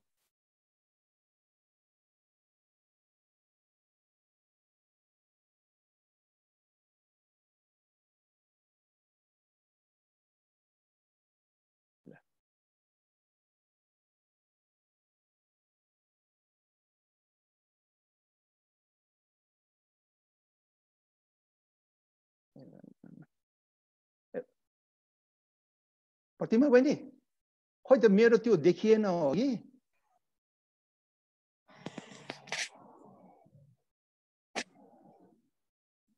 सर हजुर यति हुन्छ नि है मेरो शेयर भएन सर आको छैन भएन देखिएको छैन सर हो ज्ञानेश सर तपाईले गर्दाखेरि अल्मलिन्छ होला है अर्चनालाई कन्टिन्यू गर्न लाउनु अनि कुन चाहिँ स्लाइड भनेर भन्नु न है ल हुन्छ बहिनी ल त्यसपछि चाहिँ तपाईले त्यो प्रोजेक्टमा लानुहोस् त ल शेयर गर्नुस् अनि सरले जुन भन्नुहुन्छ त्यो स्लाइडमा जाउँ न ज्ञानेश सरलाई तल जानुस् ल यो प्रोजेक्ट अन्तर्गत मेन चाहिँ यो बागमती रिभर बेसिन इम्प्रुभमेन्ट प्रोजेक्टको उनीहरुको उद्देश्य के थियो भने रेन वाटर हार्वेस्ट गरेर ग्राउन्ड वाटर रिचार्ज गरेर बागमतीको फ्लो चाहिँ नि मा इम्प्रुभ होस् उसको मेन टार्गेट चाहिँ नि आफ्नै त्यो स्पेशलाइज चाहिँ नि डेडिकेटेड चाहिँ नि उसको त्यो थियो उसको उद्देश्य थियो त्यसैले उसले यो प्रोजेक्ट ह्यान्डल गर्यो त्यसैले हाम्रो प्रोजेक्ट एरिया कहाँ थियो भने गुहेश्वरीदेखि सुन्दरीजल सम्म माथि बागमतीको तपाईको चाहिँ क्याचमेन्ट एरिया नै हाम्रो चाहिँ प्रोजेक्ट एरिया थियो त्यसले गर्दाखेरि हाम्रो चाहिँ गोकर्णेश्वर कागेश्वरी मनहारा र काठमाडौँ मेट्रोपोलिटन सिटीको चाहिँ नि 4-5 वटा वार्ड नर्दर्न एरियातिर तपाईको जोरपाटीतिरको चाबेलतिरको चाहिँ नि त्यो वार्डहरु चाहिँ नि हाम्रो प्रोजेक्ट एरिया थियो र यो प्रोजेक्ट चाहिँ तपाईको 3 वर्षको प्रोजेक्ट थियो र हामीले चाहिँ सर्वे गर्दाखेरि अहिले भर्खर समीप भाइले भने जस्तो चाहिँ नि एउटा हाउसहोल्डमा चाहिँ नि तपाईको चाहिँ नि अब त्यो हामीले हाम्रो एरियामा चाहिँ नि त्यो सर्वे गर्दाखेरि हामीले चाहिँ र्यापिड एउटा चाहिँ नि 200 घर जति चाहिँ नि त्यो होल एरियामा त्यो गर्दाखेरि तपाईको हाउसहोल्ड चाहिँ नि मान्छे घर त्यो 10 भन्दा बेसी भएकै नै तपाईको झन्डै 45% थियो किनभने हाम्रो भाडामा राख्ने चलन छ एउटा परिवार थियो भए पनि अर्को 2 वटा परिवार राखेर त्यो एभरेज गर्दाखेरि 45% अफ द हाउसहोल्ड मात्रै घरमा चाहिँ 10 जना नै बेसी मान्छे थिए त्यस्तो छ स्थिति त्यसैले चाहिँ अब त्यो वाटर डिमान्ड चाहिँ हामीले सिम्पली एउटा हाउसहोल्डको मात्रै लिएर नपुग्ने घर छ भने त्यसको झन्डै 10 भन्दा बेसी मान्छे भएको हुनाले त्यति मान्छेले आवश्यक पर्नेका त्यो किसिमले चाहिँ नि त्यो गरेको थियौँ अनि हामीले चाहिँ त्यो सर्वे गर्दाखेरि मान्छेलाई सोधेको थियौँ तपाईले रेन वाटर हार्भेस्टिङ चाहिँ युज गर्नुस् त भन्दाखेरि मेजोरिटीले नो भन्ने जस्तो देखाएको थियो किनभने उसको आफ्नो पैसा खर्च गर्नु पर्ला भनेर स्थिति त्यो थियो त्यसैले अब हामीले चाहिँ नि तपाईको उले अब बीआरबीआईटीले जुन प्रोजेक्ट दियो थियो त्यसमा उले चाहिँ हामीलाई चाहिँ स्पेसिफाइड नम्बर अफ घरमा तपाईले रेन वाटर हार्भेस्टिङ सिस्टमको एउटा फिट गरिदिनु पर्छ जसले गर्दाखेरि तपाईको एनुअली 45,000 वाटर चाहिँ नि डोमेस्टिक युजमा युज गरोस् र 1,35,000 क्युबिक मिटर चाहिँ नि रिचार्जको लागि युज हुन सकोस् त्यति चाहिँ हामीलाई उनीहरुले चाहिँ नि ट्यान्जिबल चाहिँ नि त्यो दिनुभएको थियो 2500 घरवटामा त तपाईले सिस्टमहरु बनाइदिनु पर्छ भनेर त्यो प्रमोट गरेर अनि साथै उहाँहरूले हामीलाई के जिम्मा दिनुभएको थियो भने म्युनिसिपल कर्पोरेसनहरूलाई तपाईँले चाहिँ कन्भिन्स गराएर उहाँको बाइलजमा यो रेन वाटर हार्भेस्टिङ चाहिँ कम्पलसरी बनाउने म्यान्डेटरी बनाउने त्यो क्लजमा बाइलजमा राख्न लगाइदिनु होला भनेर त्यसरी चाहिँ हामीलाई चाहिँ उहाँहरूले चाहिँ त्यो दिइरहेको थियो। अब त्यो सम्बन्धमा चाहिँ हामीले चाहिँ अब के गर्यौँ भने फर्स्ट हामीले त अब नगरपालिकाका गएर मेयर साहबहरूलाई भेट्यौँ र we had series of meeting गरेर हामीले फाइनल्ली चाहिँ के गर्न सक्यौँ भने हाम्रो गोकर्णेश्वर कागेश्वरी मनहराका मेयर साहबहरूले भनेर उहाँको बाइलजमा चाहिँ त्यो क्लज हामीले राख्न सक्यौँ। अब उहाँहरूले चाहिँ अब त्यो चाहिँ नयाँ डिजाइन त्यो नक्सा पास गर्दाखेरि त्यसलाई म्यान्डेटरी गर्ने भनेर त्यो चाहिँ नि उहाँहरूले चाहिँ नि गर्नुभएको छ। त्यो एउटा हाम्रो लागि त्यो हो। त्यस्तै चाहिँ हामीले अब कस्तो भने सब्सिडी नदिकन चाहिँ मान्छेहरूले नगर्ने भयो 2500 घरमा हामीले गर्नुपर्ने। त्यसैले अब यहाँ त्यो प्रोजेक्टमा चाहिँ नि तपाईँको झन्डै 5 करोड जति पैसा थियो। उहाँहरूले अब त्यसलाई चाहिँ एकदम चाहिँ स्मुथली चाहिँ सबैले चाहिँ त्यहाँ चाहिँ केही त्यो नहुने किसिमले त्यसलाई चाहिँ सब्सिडीको रूपमा त्यो युज गरेर तपाईँ प्रोजेक्ट गर्नुहोस् भने हामीले भनेको हुनाले हामीले सब्सिडी स्किम पनि डिजाइन गर्यौँ। र हामीलाई चाहिँ एउटा च्यालेन्ज के थियो भने एउटा स्किम बनाउनु छ हरेक घरमा जहाँ चाहिँ नि अब त्यो 2500 घरले भाग गर्दाखेरि तपाईँको चाहिँ 20,000 मात्रै हुन आयो। एउटा घरलाई हामीले म्याक्सिमम 20,000 सम्म चाहिँ नि सब्सिडी दिन सक्ने स्थिति आयो। त्यसैले हामीले we had to go for the simplest design, very simple design गर्दाखेरि हामीले 18,000 को एउटा डिजाइन हामीले निकाल्यौँ। अब त्यो निकालेपछि अब यहाँ कुरो के थियो भने बिआरबिआइपीले चाहिँ हामीलाई के भने थियो भने तपाईँहरूले चाहिँ घरवालाहरूसँग पनि त्यो लिनुपर्छ उनीहरूको contribution, so that they will feel that त्यो ओनरसिप चाहिँ फिल होस् कि मेरो पनि पैसा परेको छ त्यसैले मैले हेरविचार गर्नुपर्छ भनेर। अब हामीलाई एउटा ठुलो च्यालेन्ज के आयो भने तपाईँको अब त्यो घरवालाहरूलाई कसरी कन्भिन्स गर्ने। अनि हामीले चाहिँ एउटा सिस्टम जुन सिस्टम बनाएको थियौँ त्यो सिस्टममा हरेक घरमा तपाईँको चाहिँ पाइप चाहिँ कौसीबाट ल्याएर तल झारेको चाहिने रेन वाटर राखेको थियो। त्यस्तो घरहरूलाई हामीले ट्याप गर्यौँ। त्यस्तो घरहरूलाई हामीले चाहिँ त्यो गर्यौँ र त्यो उनीहरूको जुन चाहिँ कस्ट जुन लागेछ माथि कौसीदेखि ल्याएर त्यहाँ तल चाहिँ जमिनसम्म ल्याएको पाइप त्यो उहाँको कन्ट्रिब्युसन बाँकी चाहिँ नि हामी चाहिँ बिआरबिआई तर्फबाट यो प्रोजेक्टबाट गर्ने भनेर त्यो गर्यौँ। त्यसरी हामीले उहाँहरूले कन्भिन्स गरेर चाहिँ नि प्रोजेक्ट सुरु गर्यौँ। तर त्यो गर्नुभन्दा अगाडि हामीले चाहिँ मान्छेहरूलाई कन्भिन्स र उहाँहरूले चाहिँ नि प्रमोट गर्नलाई यो रेन वाटर हार्भेस्टको बारेमा नलेज दिनको लागि नि हामीले चाहिँ नि धेरै चाहिँ नि तपाईँको चाहिँ नि त्यो गर्यौँ, वर्कसपहरू गर्यौँ, तपाईँको चाहिँ नि ओरिएन्टेसन सेसनहरू गर्यौँ।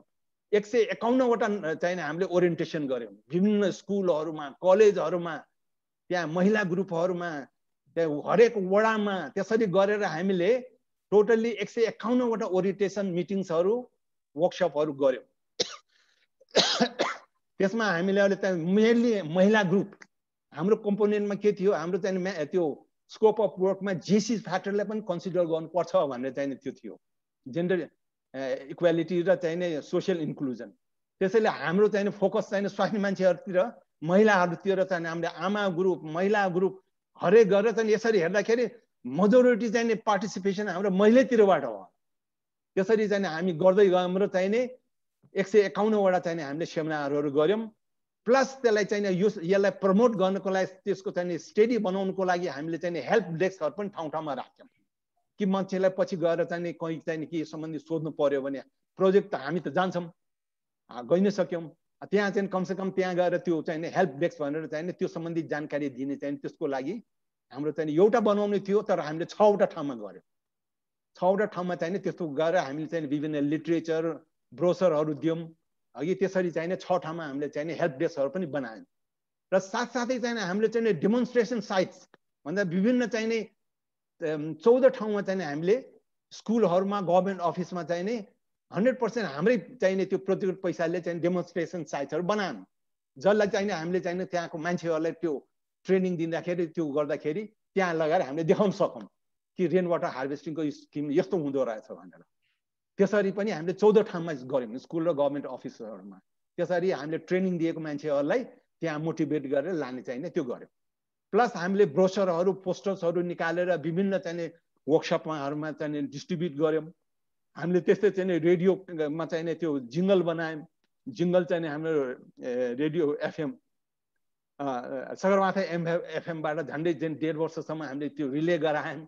त्यस्तै हामीले भिडियो फिल्म बनायौँ र चाहिँ एनटिभी प्लसबाट त्यो गरायौँ इत्यादि गरेर हामीले के गर्यौँ भने यसलाई चाहिँ प्रमोट हामीले गरेर मान्छेहरूलाई कन्भिन्स गराएर हामीले त्यो योजनाहरू गर्यौँ। गर्दाखेरि अब बिचैमा कोभिडहरू आयो। सुरुमा त हामीले निकै गाह्रो भएको थियो मान्छेहरूलाई त्यो कन्भिन्स गराएर चाहिँ त्यो गराउँदाखेरि बिस्तारै बिस्तारै हामीले चाहिँ हाउस टु हाउस पनि हामीले चाहिँ मान्छेहरू पठायौँ। हाम्रो चाहिँ इन्युमेटरहरू चाहिँ खडा गरेर उनीहरूलाई घर घरमा गएर मान्छेहरूलाई ब्रोसर दिएर चाहिँ कन्भिन्स गराउने। किनभने हाम्रो टार्गेट त 2500 घरमा गराउनु पर्ने थियो अघि। त्यसैले अब हामीले त्यो गराएर पनि चाहिँ गर्दा गर्दै चाहिँ नि अब कोभिड आयो।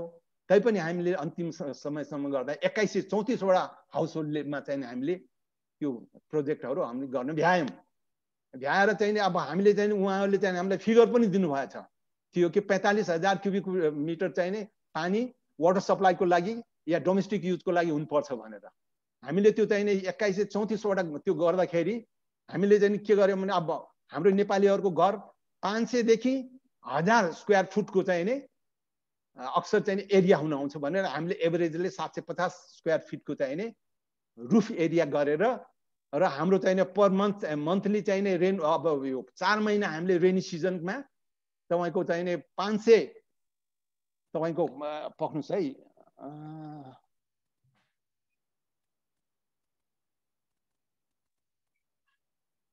4 महिना हाम्रो चाहिँ नि रेनी सिजनको चाहिँ 4 महिनाको चाहिँ कति आयो भने एभरेज रेनफल मनसुनको 4 महिनाको 1729। यो तपाईको सुन्दरी जलको चाहिँ रेन गेज स्टेसनको सुन्दरी जलको माथि डाँडातिर तपाईको अलि बेसी नै पानी पर्छ है।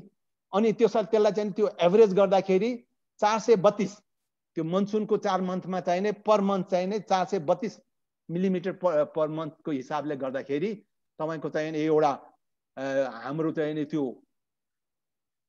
हिसाबमा हजुर यसलाई अझै हाम्रो टाइम लिमिट भन्दा पछाडि गइसक्यो। त्यही भएर अलिकति छोट टाइप दिन मिल्छ? हो नि, सक्यो बहिनी, सक्यो। त्यसैले हामीले चाहिँ हामीलाई 45,000 क्युबिक मिटर पर इयर दिएकोमा हामीले 51,762 आयो। त्यस्तै चाहिँ नि तपाईँको 1,35,00,000 क्युबिक मिटर चाहिँ ग्राउन्ड वाटरको लागि चाहिँ रिचार्ज गर्न चाहिन्छ भनेर भन्दाखेरि हामीले 1,38,000 क्युबिक मिटर आयो। अब मेन हाम्रो चाहिँ डिजाइन कस्तो छ भने बहिनी यस्तो छ, देखिन्छ बहिनी? डिजाइन देखिन्छ? डिजाइन देखेको छैन सर, फोटोजहरु मात्रै आइरहेको छ सर ओरिएन्टेसनको। होइन होइन हो र यो अहिले बहिनी त्यसमा चाहिँ प्रतिमा बहिनीले नै त्यो गर्नुहोस् न, तपाईको चाहिँ देखाउनुहोस् त ल। अब अहिले आएको थियो त हो बहिनी? हजुर अहिले छ। अच्छा side elevation of RCC roof भन्ने यही हैन typical example of rain water harvesting यही त हो नि। ल यो एकदम सिम्पल छ है। यहाँ हेर्नुस् त, अब यो किनभने हाम्रो कस्ट चाहिँ निकै लिमिटेड थियो है, त्यसैले हामीले यो चाहिँ यो डिजाइन चाहिँ लगाएको छ। यसमा के छ भने माथि कौशीबाट सर यसलाई हामी फेरि छलफलमा अहिले कन्टिन्यू गरौँला है। यहाँ हामीसँग अरू गेस्टहरू हुनुहुन्छ, उहाँहरू चाहिँ निस्किनु पर्ने छ। त्यसैले यो जुन सरले अहिले सेयर गर्नुभएको कुराहरू म्युनिसिपालिटी र हाम्रो बोर्डलाई इनपुटको रूपमा जानुपर्ने भएको हुनाले यो डिटेल चाहिँ अहिले छलफल गरौँला है सर। ल हुन्छ हुन्छ। यसरी हामीले नि अब सकायम। अब मेरो के विचार छ भने यो स्टेपले चाहिँ नि हामीले नयाँ प्रोजेक्ट अरू म्युनिसिपल कर्पोरेसनमा गऱ्यौँ भने we can successfully do this project.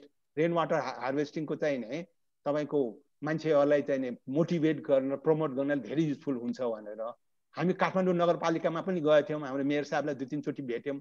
उहाँहरूको त आफ्नै प्रोभिजन रहेछ त्यहाँ। अगाडि त अब 2-3 वर्ष अगाडि त कहिले 60 लाख कहिले 80 लाख चाहिँ नि पैसा त राख्नु भएको रहेछ, तर युज चाहिँ नि भएको रहेनछ।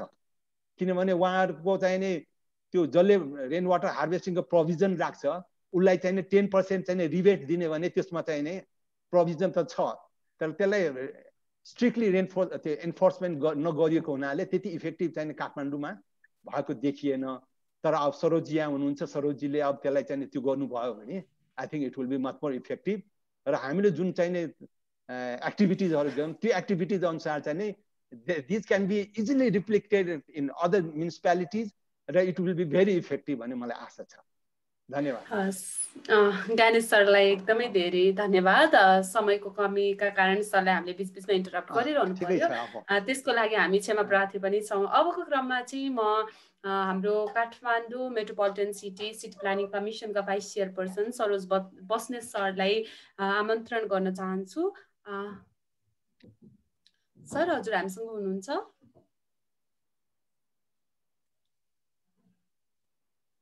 ओके, मेरो सुनिन्छ आवाज? हजुर सुनिँदैछ सर।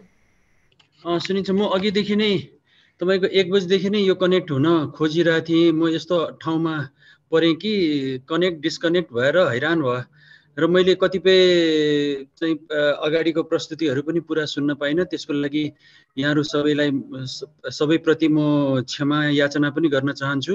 र जहाँसम्म मैले केही सुनेको, कतिपय ठाउँमा के अरे स्लाइड्स मात्रै देखेँ, आवाज सुनिनँ। अनि कतिपय उसमा चाहिँ दुइटै गएर धेरै मलाई चाहिँ गाह्रो पर्यो यो सबै सुन्नलाई। र हुन चाहिँ म यो सम्पूर्ण प्रस्तुतिहरू सुरुदेखि नै सुनौँ भन्ने लागिरहेको थियो, तर प्रविधिले गर्दाखेरि, त्यसको इन्टरनेट कनेक्टिभिटीले गर्दाखेरि सुन्न पाइनँ। तर पनि म छोटकरीमा काठमाडौँ महानगरपालिकाले हामी यो सिटी प्लानिङ कमिसनले यसलाई चाहिँ कसरी सोचिरहेछ यो होल इस्युलाई भन्ने बारेमा हेलो सुनिन्छ? हेलो सुनिन्छ? सुनिन्छ सर, सुनिन्छ। ए हस् सर, थ्याङ्क यू। यसलाई कसरी लिइरहेछ भन्ने कुरा चाहिँ हामीले दुईटा एस्पेक्टमा हेरिरहेछौँ। एउटा एस्पेक्ट चाहिँ के हो भन्दाखेरि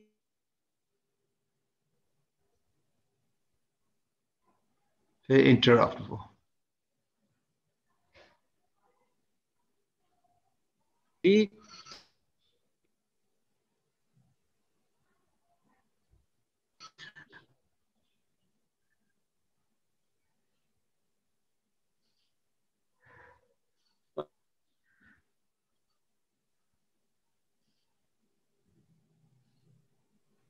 इन्टरनेट कनेक्सनमा फेरि पनि समस्या आए जस्तो छ।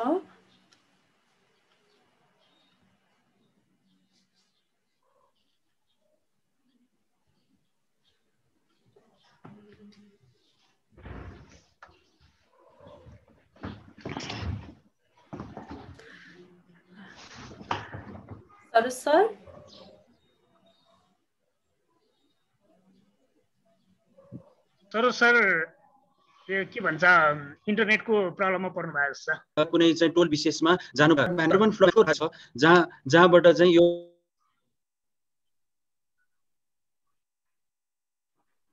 फ्ल्यास फ्लडहरू आउने, जुन ठाउँमा चाहिँ हामी इम्परमिएबल चाहिँ पेभमेन्टहरू भएको ठाउँमा चाहिँ तपाईँको माथि ग्राउन्डमा सोच्न सक्दैन। त्यसले गर्दाखेरि चाहिँ धेरै जसो फ्ल्यास फ्लडहरू हुने कारणले गर्दाखेरि पनि त्यसलाई पनि निराकरण गर्नको लागि ग्राउन्ड वाटर रिचार्जको कार्यक्रम लिएर जानुपर्छ भन्ने सोचबाट यी दुईटा कारणहरूबाट चाहिँ अगाडि बढेको हो। र त्यही अनुसार हामी विगत 2 वर्षदेखि भनौँ अझ प्रयासरत छौँ। तर अघि ज्ञानेशजीले पनि भन्नुभयो कि हाम्रो कार्यान्वयनमा त्यति धेरै, एकदमै धेरै चाहिँ यसलाई एक्सटेन्सिभली या एग्रेसिभली अगाडि बढ्न नसकेको अवस्था छ। त्यसको कारण चाहिँ मुख्य रूपमा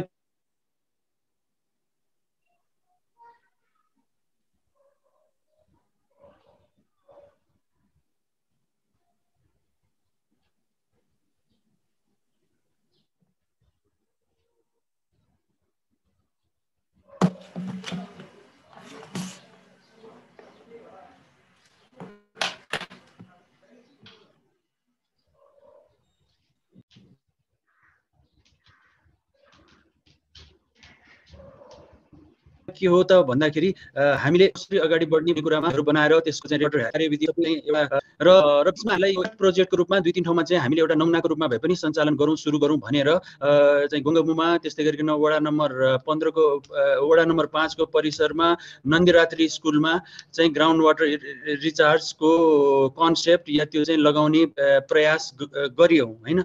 त्यही अनुसार भयो। तर कम्युनिटी लेभलमा, हाउस होल्ड लेभलमा चाहिँ हामी स्टिल जान सकेका छैनौँ र यसलाई 1-1.5 वर्ष हाउस होल्ड लेभलमा पनि गएर अल्टिमेटली हाम्रो उद्देश्य, काठमाडौँको उद्देश्य के हो भन्दाखेरि अल्टिमेटली यसमा चाहिँ रेन सेन्टरकै कन्सेप्टमा अगाडि बढ्नुपर्छ भन्ने हामीलाई लाग्छ। रेन सेन्टरले एउटा not only rain water harvesting तर त्योसँग रिलेटेड रेनसँग रिलेटेड अरू धेरैवटा चाहिँ कामहरूमा प्राविधिक सहयोग दिन सक्छ, कम्युनिटी इन्गेजमेन्ट बढाउन सक्छ र यो काठमाडौँ महानगरपालिका मात्रै नभइकन अरू महानगरपालिकाहरू र नेपालका अरू स्थानीय तहहरूलाई पनि प्राविधिक सहयोग दिन सक्छ भन्ने हिसाबले यसको हाम्रो उद्देश्य चाहिँ अल्टिमेटली रेन सेन्टर नै बनाउने हो नेसनल लेभलमा।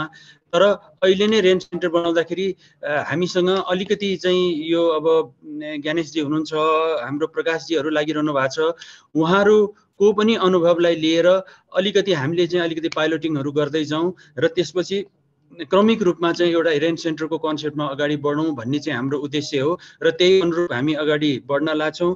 र आज यो सिठी नखको चाहिँ उपलक्ष्यमा जुन चाहिँ यो पानीको लागि पानी र सिठी नखको चाहिँ एउटा तादाम्यता या इन्टिग्रेसनलाई चाहिँ अझ हामीले प्रभावकारी रूपमा अगाडि बढाउनु पर्छ भन्ने लाग्छ। यो वर्ष र अघिल्लो वर्षहरूमा पनि हामीले खालि यसलाई कोभिडको कारणले र अलिकति हाम्रो पनि तयारी नपुगेको कारणले गर्दाखेरि हामीले यसलाई केही साना कार्यक्रमहरू मात्रै सीमित राख्यौँ। तर मलाई लाग्छ आगामी दिनहरूमा यसलाई एउटा भव्य चाहिँ एउटा उसमा रूपमा नै के अरे कम्युनिटी अवेरनेस जेनेरेट गर्ने एउटा लार्ज स्केलकै प्रोग्रामको रूपमा अगाडि बढ्नुपर्छ भन्ने मलाई लाग्छ। र यसमा खास गरिकन अहिलेका नयाँ भाइ बहिनीहरू आउनुहुन्छ जसले रिसर्च गरिरहनु भएको छ, उहाँहरूको पनि रिसर्चहरूलाई चाहिँ अझ बढी एक्सटेन्सन लिएर गएर एक्सटेन्सिभ रिसर्चहरू अरू विषयहरूमा योसँग रिलेटेड अरू आस्पेक्टहरूमा पनि हेरेर त्यो रिसर्चहरूलाई पनि अगाडि बढाउनुपर्छ भनेर हामीले यस्ता खालका रिसर्चहरू नै गर्नको लागि भनेर काठमाडौँ यो मेयर्स रिसर्च फेलोसिप प्रोग्राम पनि ल्याएका छौँ। अब सेकेन्ड फेजको मेयर रिसर्च पनि छिटै हामी चाहिँ एनाउन्स गर्दैछौँ। त्यो अनाउन्स भइसकेपछि यहाँहरूले पनि एटलिस्ट एउटा दुईटा स्टडी चाहिँ रेन वाटर हार्भेस्टिङमा रिसर्च होस् भन्ने हाम्रो चाहना हो र त्यो चाहिँ यहाँहरूले जो इन्ट्रेस्टेड हुनुहुन्छ उहाँहरूले अप्लाई गर्न सक्नुहुन्छ। र हामी योभन्दा अगाडिको रिसर्चमा रेन वाटरमा खासै धेरै प्रपोजल आएन, त्यसकारण हामी लिन सकेनौँ र नेक्स्ट टाइममा चाहिँ एउटा रिसर्च बेस्ड पोलिसी मेकिङतिर हामी जाउँ, एभिडेन्स बेस्ड पोलिसी मेकिङमा जाउँ भन्ने हाम्रो उद्देश्य हो र त्यही अनुसारले हामी अगाडि बढ्नुपर्छ। र यो सँगसँगै यो इम्प्लिमेन्टेसन अनुसन्धान अथवा उसको कामहरू प्राविधिक चाहिँ एउटा गाइडलाइन बनाउने, म्यानुअल बनाउने होइन, त्यसलाई चाहिँ इम्प्लिमेन्ट गर्दै जाने, त्यसको चाहिँ इम्प्याक्टहरूको एनालाइसिस गरेर निकाल्दै जाने पनि एउटा ठुलो च्यालेन्ज र ठुलो काम छ। यसको लागि हामीहरू एक दुईजनाले मात्रै सक्दैन, महानगरपालिकामा यसको लागि छुट्टै एउटा युनिट, चाहे त्यो महाशाखाको रूपमा होस् या शाखाको रूपमा हुन्छ, कुन रूपमा हुन्छ, एउटा छुट्टै युनिट बनाएर त्यो युनिटले चाहिँ यो इस्युहरूलाई टेकअप गर्दै जानुपर्छ। विशेष गरिकन यो पानीसँग सम्बन्धित दुईटा इस्यु, एउटा चाहिँ यो के अरे रेन वाटर हार्भेस्टिङको इस्यु छ भने अर्को पब्लिक टोयलेट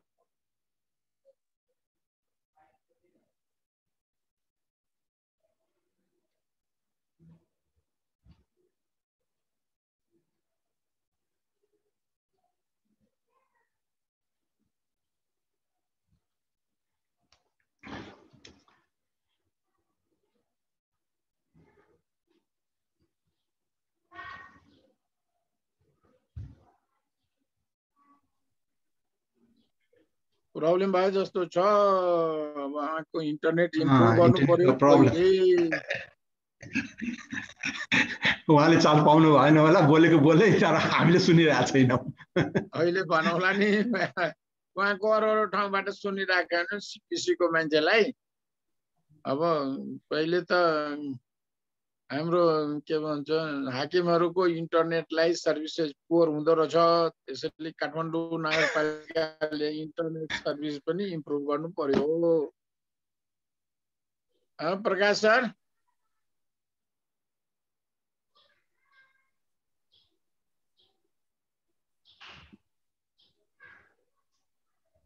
सरको इन्टरनेटमा साँच्चै प्रब्लम आए जस्तो छ। हाम्रो चन्द्रमणि सरले ह्यान्ड रेज गर्दै हुनुहुन्छ, सरले केही भन्न चाहनु भएको छ कि? हजुर आफूले अनम्युट गरेर आफ्नो कुरा राख्न सक्नुहुन्छ सर। के भने यो चाहिँ सरसँग के भन्छ, सरोज सर आएपछि सरसँगै क्वेसन गर्नुपर्छ। उहाँको लागि प्रश्न हो मेरो, एउटा सानो जिज्ञासा छ। अब यो चाहिँ उहाँको आवाज सुनिरहेको छैन, आवाज सुन्ने व्यवस्था मिलाउनु पर्यो बरु पहिले। हजुर सर, अबको क्रममा प्रकाश सरोज सरलाई हामीसँग जोड्ने प्रयास गर्दै हुनुहुन्छ। त्यति बेलासम्म हामीसँग अर्को गेस्ट पनि हुनुहुन्छ, गणेश शाह सर।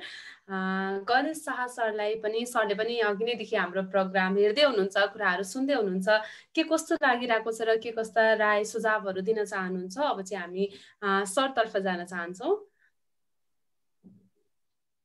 नमस्ते, मेरो त सुनिन्छ? मजाले सर। सुनिन्छ। ल धन्यवाद। हो कि अब यो मैले चाहिँ इमान्दारी से पाल्नु पर्यो भने आधी सुनेको आधी नसुनेको, त्यसलाई के भन्छ भने अश्वत्थामा हतो हत हो कि। अब यो रेन वाटरको कुरो कति सुन्नी हो कि, सुनिराखेको गर्न नसकेको मान्छे पर्यो हामी। तर तपाईँहरूले युवा पुस्ताहरू जुन गरिराख्नु त्यसको म सर्वप्रथम चाहिँ आई रियली हाइली एप्रिसिएट। र अलि यो अब ज्ञानेशजीहरूको जस्तोलाई बोलाउनु दिने भने आधा घन्टा 45 मिनट तपाईँहरूले ध्यानपूर्वक सुन्ने। र ज्ञानेशजीले पनि युवा पुस्तालाई चाहिँ त्यो पढाउने गरी सुनाउने के, त्यो बुढोलाई जस्तो होइन कि एकदम टु द पोइन्ट यिनीहरूलाई चाहिन्छ कि। टेक्नोलोजीमा यो, सोसल प्रब्लम यो, इकोनोमिक प्रब्लम यो हो कि, लामो कथा यिनीहरू सुन्न चाहिँ रामायण सुन्ने, महाभारत सुन्ने छैन। यिनीहरूलाई चाहिँ हो कि एकदम टु द पोइन्ट, बुलेट पोइन्टमा खोज्छ के यिनीहरू आजभोलि। हो कि केटाकेटीहरू, रिसर्चहरू तपाईँले 15 मिनट दियो भने 15 मिनटमा तपाईँले के मेसेज दिने हो त्यो दिने त्यति हो कि। त्यसै मैले 3-4 वटा यिनीहरू सर्वप्रथम त यो सिटिनको उपलक्ष्यमा तपाईँहरूले यो रेन वाटर हार्भेस्टिङको गर्नुभयो, त्यसको लागि मैले बधाई शुभकामना दिन चाहन्छु। हाम्रो यङ जेनेरेसन जो आर डुइङ द रिसर्च, समीप्रहरू के न हो, उहाँहरूलाई चाहिँ प्लिज किप अन डुइङ। संसारमा अहिले सबभन्दा ठुलो स्कार्सिटी कसैको छ भने पानीको छ। तपाईँले इन्डियाको मात्र हिजो छाडि अस्ति एउटा आइरहेको थियो यो इन्भाइरोमेन्टल डेको उपलक्ष्यमा 70% of the ground water of India is already used हो कि। काठमाडौँको धेरै कथा सुनिसक्नु भएको छ। अब हामी ज्ञानेशजी नै मिलेर यो झन्डै 40 वर्षदेखि काठमाडौँ भन्दा बढीको पानी त तान्दै कहिले चाहिँ हिमतमा भास्यो, कहिले कहाँ भास्यो भन्छ। ग्राउन्ड वाटर रेजिफिकेसन इज भेरी भेरी लो। रिभरको कुरो गर्दैनौँ भने नदीहरू सोक्दैछन्, नदीलाई चाहिँ हामी भर्दैछौँ भर्नलाई। त्यसैले यो 21st सेन्चुरीको 2021 देखि चाहिँ यो पानीको जुन छ नि every drops of water count, त्यो वाटरलाई कसरी संरक्षण गर्ने, कसरी पुनर्भरण गर्ने, कि अब यसको युजको बारेमा डिफरेन्ट युज छ। You can use it for the different purposes of the water. अब एउटा ग्राउन्ड वाटर रिचार्ज गर्नलाई अब जस्तै काठमाडौँमा सिपिसीले या केएमसीले चाहिँ काठमाडौँ महानगरपालिकाले चाहिँ अब ग्राउन्ड वाटर रिचार्ज काठमाडौँको नारा ल्याएको छ कि। तपाईँ हामीले आफ्नो घरमा कसरी पानीको चाहिँ अरू पर्पसको लागि हुनसक्छ, ड्रिङ्किङ बाहेक अरू पर्पसको लागि कसरी युज गर्न सक्छौँ। त्यसैले पहिले के हो भने हामी every drops of water counts, let us save it, let us use इटको फिलोसफीबाट चाहिँ अगाडि बढौँ भने मेरो एउटा त्यो चाहिँ तपाईँले आफ्नो दैनिक पर्पसमा पनि। र अहिले अब रेन वाटर हार्भेस्टिङको यी बेनिफिट्सको बारेमा तपाईँहरूले धेरै भन्नुभयो। तर म अहिले पनि आज बिहानै के न्युज हेर्ने हो भने तपाईँले हाम्रो वाटर इन्ड्युस्ड डिजास्टर्स देशव्यापी भएको छ। Kathmandu is also alarming position. र हामी रेन वाटर हार्भेस्टिङ यदि गरेको भए चाहिँ यो चाहिँ पानी चाहिँ भोलिको लागि पनि काम लाग्थ्यो, डिजास्टर्स पनि कम छ। त्यसको the multipurpose benefits of the rain water जो छ नि त्यो चाहिँ बुझ्ने र बुझाउने र डिसिमिनेट गर्ने काम चाहिँ गरौँ भनेर मेरो एउटा तपाईँहरूसँग पहिले अनुरोध कि what is the benefit of the doing the rain water. त्यो चाहिँ रिचार्जिङ, अरू पर्पसहरू जे छ, फ्लड कन्ट्रोलिङ हो कि, यो सबैको लागि पहिले आफै बुझौँ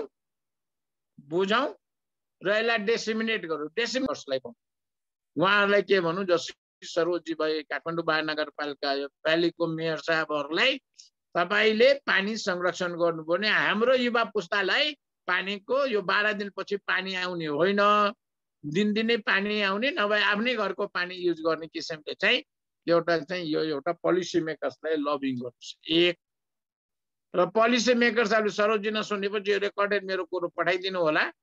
मेरो के अनुरोध छ भने महानगरपालिका, नगरपालिका, उपमहानगरपालिकाहरूले कम से कम एउटा पोलिसी बनाएर चाहिँ government building, public building like schools, hospitals हो कि तपाईँको होटल्स एन्ड हाउजिङ्स, यो 4H 4वटा एचमा चाहिँ गभर्मेन्टले चाहिँ कम्पलसरी चाहिँ रेन वाटर हार्भेस्टिङ गर्नुपर्छ भनेर। बरु त्यसको लागि सुविधा दिने होइन, बरु यो कर छलमा के हुन्छ, पानी water is not a commodity, it is a social commodity.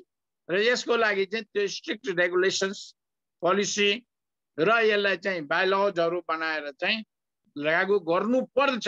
It is ए, किनभने यो तपाईहरुको युवा पुस्ताको लागि यो मैले आज पानी खाइदिने पनि तपाईको हक पहिले नै छिन्दिने हो। त्यसैले त काम गर्न लाग्नु पर्यो, नम्बर 1। दोस्रो चाहिँ अब यसको टेक्नोलोजिकल इनोभेसन्स यिनीहरूको बारेमा चाहिँ अब तपाईहरुले young generation you know better than us, यसमा मेरो धेरै केही भन्ने छैन।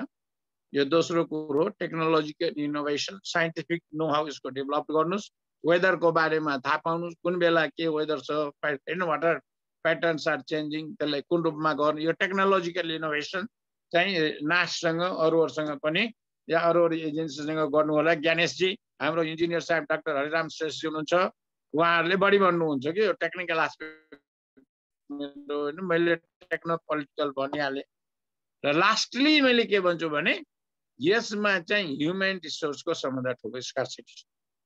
पछि अघि चाहिँ मलाई लाग्छ यो कसले प्रश्न गरेको थियो कि यो कतिजनाले रेन वाटर, मै आफ्नै घरको अरूको पनि रेन वाटर गरे आउँछ, तर टेक्निकली हेर्ने मान्छेले हो भने रङ हुन्छ, सिधै मेरो।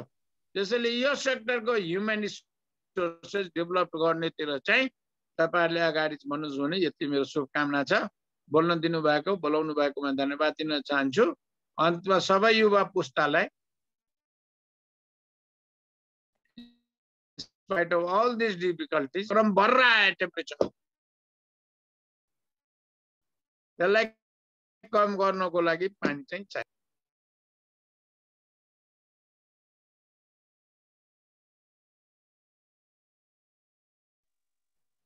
सरको कनेक्सनमा पनि केही प्रब्लम आए जस्तो छ, लास्ट कुरा हामीले सुन्न पाएनौँ।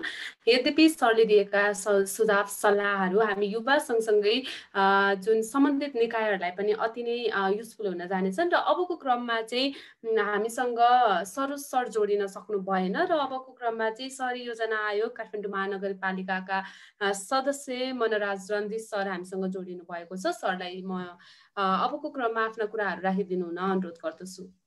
र हाम्रो चन्द्रमणि सरले जुन क्वेसन भन्नुभएको थियो उहाँ सर जोडिन सक्नु भएन, त्यसकारण हजुरले आफ्नो प्रश्न मनराज सरलाई राख्दा पनि हुन्छ सायद।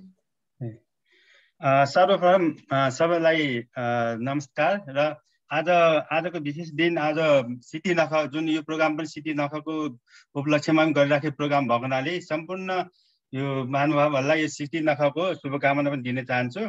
अघि हाम्रो सर सरले चाहिँ नि अब केही कुराहरू उहाँले महत्त्वपूर्ण कुराहरू चाहिँ महानगरपालिकाको तर्फबाट चाहिँ सिटी प्लानिङ कमिसनको तर्फबाट राखिसक्नु भएकोमा बिचमा चाहिँ यो इन्टरनेट कनेक्सनको गडबडीले गर्दाखेरि डिस्कनेक्ट हुनुभयो। त्यसैमा चाहिँ केही कुरा मात्रै म अहिले थप गर्न चाहन्छु। अब हामीले काठमाडौँ महानगरपालिकाले यो रिचार्ज काठमाडौँ यस सम्बन्धमा रिचार्ज काठमाडौँको चाहिँ अब जुन बृहत चाहिँ कार्यक्रम चाहिँ हामीले गत केही वर्षदेखि चाहिँ सञ्चालन गर्दै आइराखेको हामीले सबैलाई विगतै अवगतै हुनुहुन्छ सबै।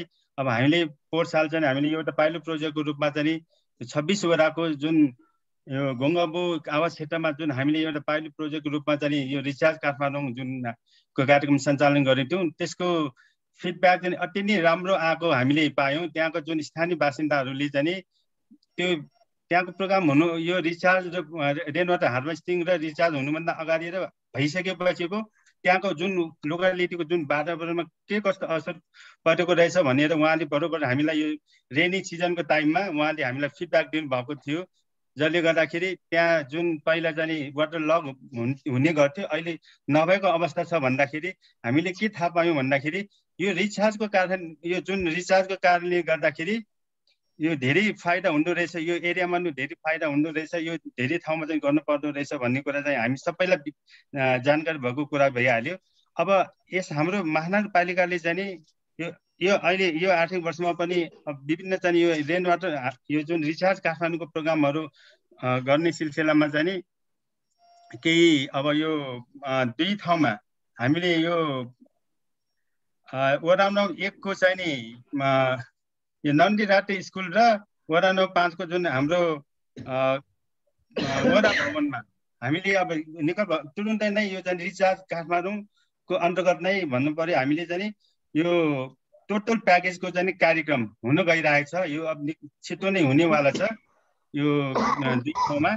र यस अन्तर्गत चाहिँ के भन्दाखेरि हामीले महानगरपालिकाले यो रिचार्ज काठमाडौँको चाहिँ एउटा कार्यविधि हैन, हामीलाई यो काम गर्न सहयोग हुनको लागि एउटा कार्यविधि चाहिन्छ भनेर यो कार्यविधि पनि अहिले पास भइसकेको अवस्था छ। यो कार्यविधिमा चाहिँ थुप्रो चाहिँ कामहरू जुन रिचार्ज काठमाडौँलाई वृहत रूपमा लानको लागि यो कार्यविधिले धेरै मद्दत गर्नेछ। अब यो कार्यविधि हामी अनुसार हामी सबै पानीसँग सम्बन्धित सङ्घ संस्थाहरू गभर्मेन्ट एजेन्सीहरू सबैसँग हामी मिलेर हामी महानगर र हामी सबै मिलेर यसलाई वृहत रूपमा चाहिँ अब आउँदो आर्थिक वर्षमा पनि हामीले चाहिँ यो कार्यक्रमहरू गरेर यो रिचार्ज काठमाडौँलाई सफल बनाउनको लागि यहाँ सबैको अब सहयोगको साथको चाहिँ आवश्यकता पनि छ। त्यसको लागि म आह्वान पनि गर्न चाहन्छु। अब अहिलेको लागि यति नै भनेर यहाँसँग विराम माग्छु। हजुर सरलाई आफ्नो समयको लागि धेरै धेरै धन्यवाद। साथै महानगरपालिकाले जुन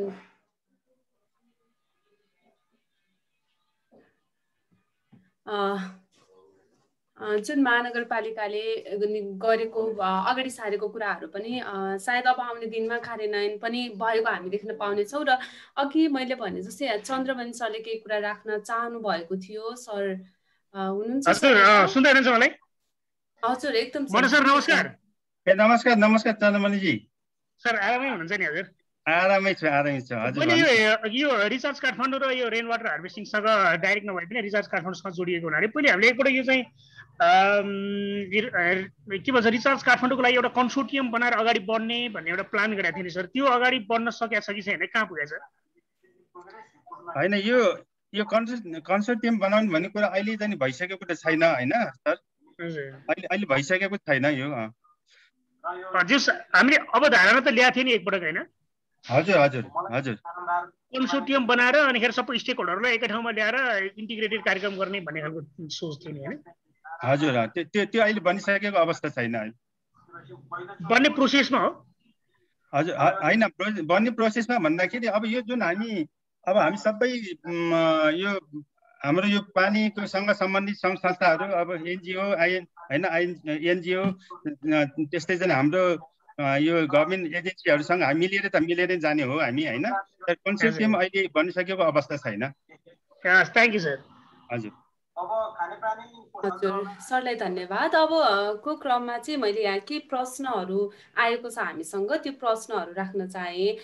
प्रश्न चाहिँ ज्ञानेश सरलाई, तर यो प्रश्न मनराजा सरलाई पनि हुन जान्छ होइन। जस्तो यहाँ हाम्रो मैले नाम चाहिँ देख्न सकिनँ, त्यो प्रश्नमा चाहिँ के कुरा भन्न खोजिएको जस्तो लाग्छ मलाई भन्दा जुन हामीले जहिले पनि हाम्रो जुन कन्सर्न अथोरिटीको मान्छेहरूसँग जब कुरा चाहिँ सुनिन्छ यो गर्ने यस्तो यस्तो कार्यहरू चाहिँ हामीले प्लानिङ गर्दैछौँ, यसरी गर्ने भन्ने जुन त्यो चाहिँ सुनिन्छ। जस्तो ओडिएफको कुरा पनि उहाँले जोड्नु भएको, अचिभमेन्ट गऱ्यौँ यति काम चाहिँ गरिसक्यो भनेर त्यसरी त्यो चाहिँ एकदमै कम सुनिने गरेको छ। जहिले पनि प्लानिङ एक्टिभिटिजमा मात्रै हामी सीमित भयौँ, काममा काम गरेर चाहिँ हाम्रो त्यो काम गरेर मैले यति गरेँ भन्ने चाहिँ अवस्था अझै पनि हामीले देख्न सकेको छैनौँ। यसमा चाहिँ ज्ञानेश सरले मनराजा सरले के भन्न चाहनुहुन्छ भन्ने कुरा आएको छ यहाँनिर। सर ज्ञानेश सरको माइक म्युट छ। जुन कार्यक्रम हामीले गर्यौं नि त्यसमा चाहिँ तपाईको टेन्जिबल चाहिने सुनिन्छ टेन्जिबल। अब यसमा एउटा अरू भन्दा अलिकति खुबी के भने कामै गरेर देखाउनु पर्ने थियो अघि।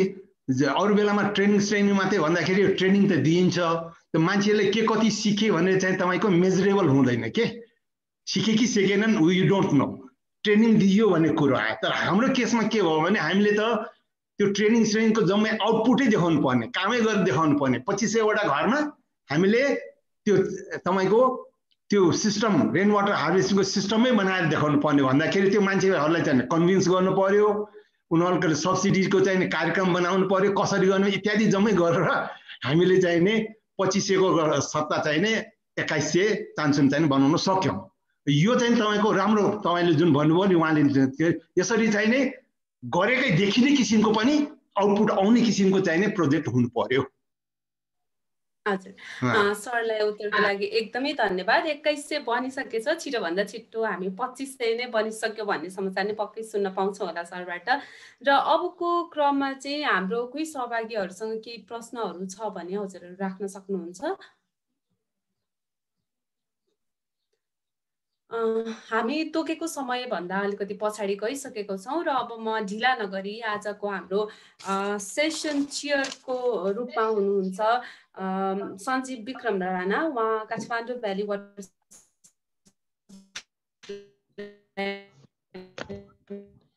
म्यानेजमेन्ट बोर्डको इडीको रूपमा कार्यरत हुनुहुन्छ र अबको क्रममा चाहिँ धेरै जनाको कुराहरू पनि भएको छ जस्तो देखिरहेको छु मैले चाहिँ।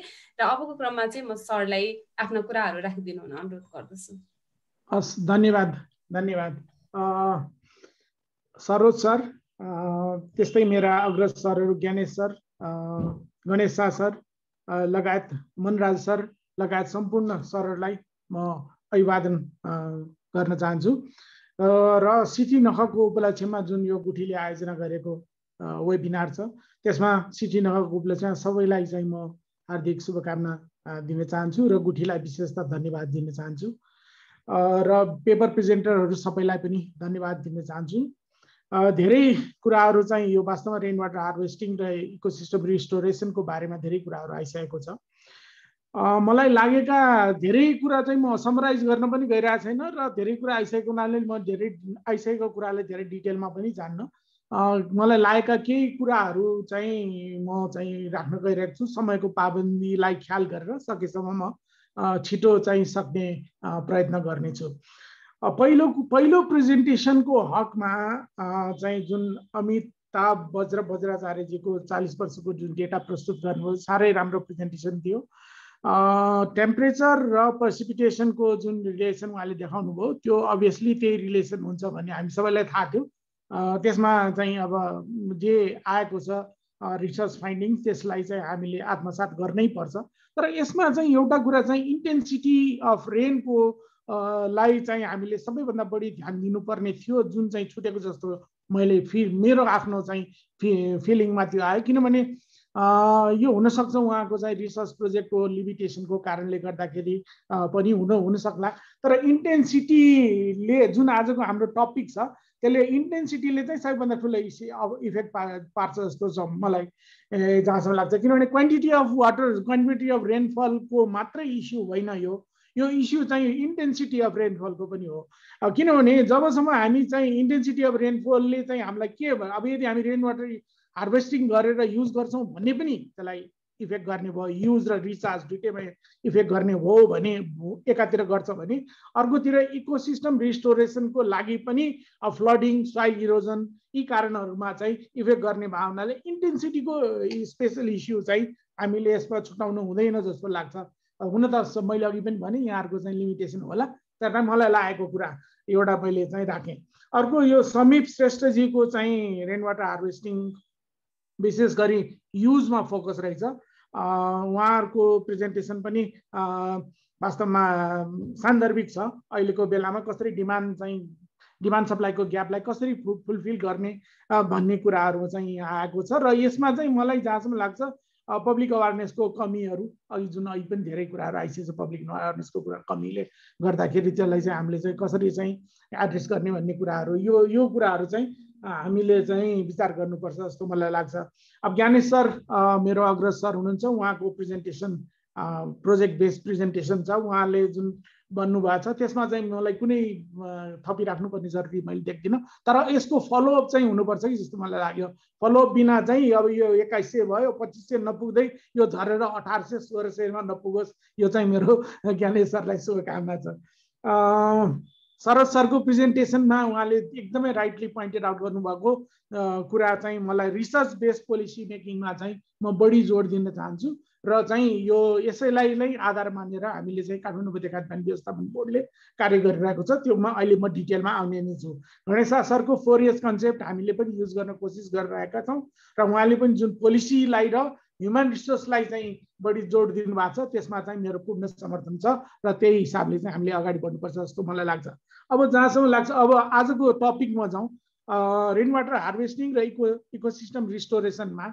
रेन वाटर हार्भेस्टिङ र इकोसिस्टम रिस्टोरेसनमा rain water harvesting and recharge and ecosystem restoration भनेर राख्दाखेरि चाहिँ अझ बढी सान्दर्भिक हुन्थ्यो कि जस्तो मलाई लाग्छ, किनभने यसले रेन वाटर हार्भेस्टिङबाट हुने इकोसिस्टम रिस्टोरेसन र रेन वाटर हार्भेस्टिङ एन्ड रिचार्जबाट हुने इकोसिस्टम रिस्टोरेसन चाहिँ फरक इस्यु हुन्छ जस्तो मलाई लाग्छ। त्यस कारण यो दुईटा चाहिँ हुन त यो हाम्रो प्रेजेन्टेसनमा दुईटै केस आएको छ, रिचार्जमा पनि आएको छ र युजमा पनि आएको छ, यो दुईटै कुराहरू चाहिँ आएको छ। त्यस कारण त्यसरी जाँदाखेरि झन् राम्रो हुन्थ्यो कि जस्तो मलाई लागेर मैले एउटा कुरा राखिहालेँ। जबसम्म हामी रिस्टोरेसनको कुरो गर्छौँ हामीले के चाहिँ कन्फेस गऱ्यौँ भने हामीले बिगारिसक्यौँ भन्ने कन्फेस चाहिँ हामीले गऱ्यौँ भन्दाखेरि हामीले रिकभरी र कन्जर्भेसन यो दुईटै इस्युलाई चाहिँ इकोनोमी के भन्छ इकोसिस्टमको रिस्टोरेसनमा विचार गर्नुपर्छ भन्ने हिसाबले हामीले काम गर्नुपर्छ जस्तो लाग्छ र रेन वाटर हार्भेस्टिङको केसमा पनि त्यही नै हो जस्तो मलाई लाग्छ। अब रेन वाटर हार्भेस्टिङको इम्पोर्टेन्सको बारेमा म केही कुरा गर्दिनँ, यसको युजहरू यसको ग्राउन्ड वाटर रिचार्जको बारेमा म केही भन्दिनँ। इकोसिस्टम रिस्टोरेसनको पनि ड्राउट फ्लडिङ सोइल इरोजनको बारेमा पनि म धेरै डिटेलमा जान्न।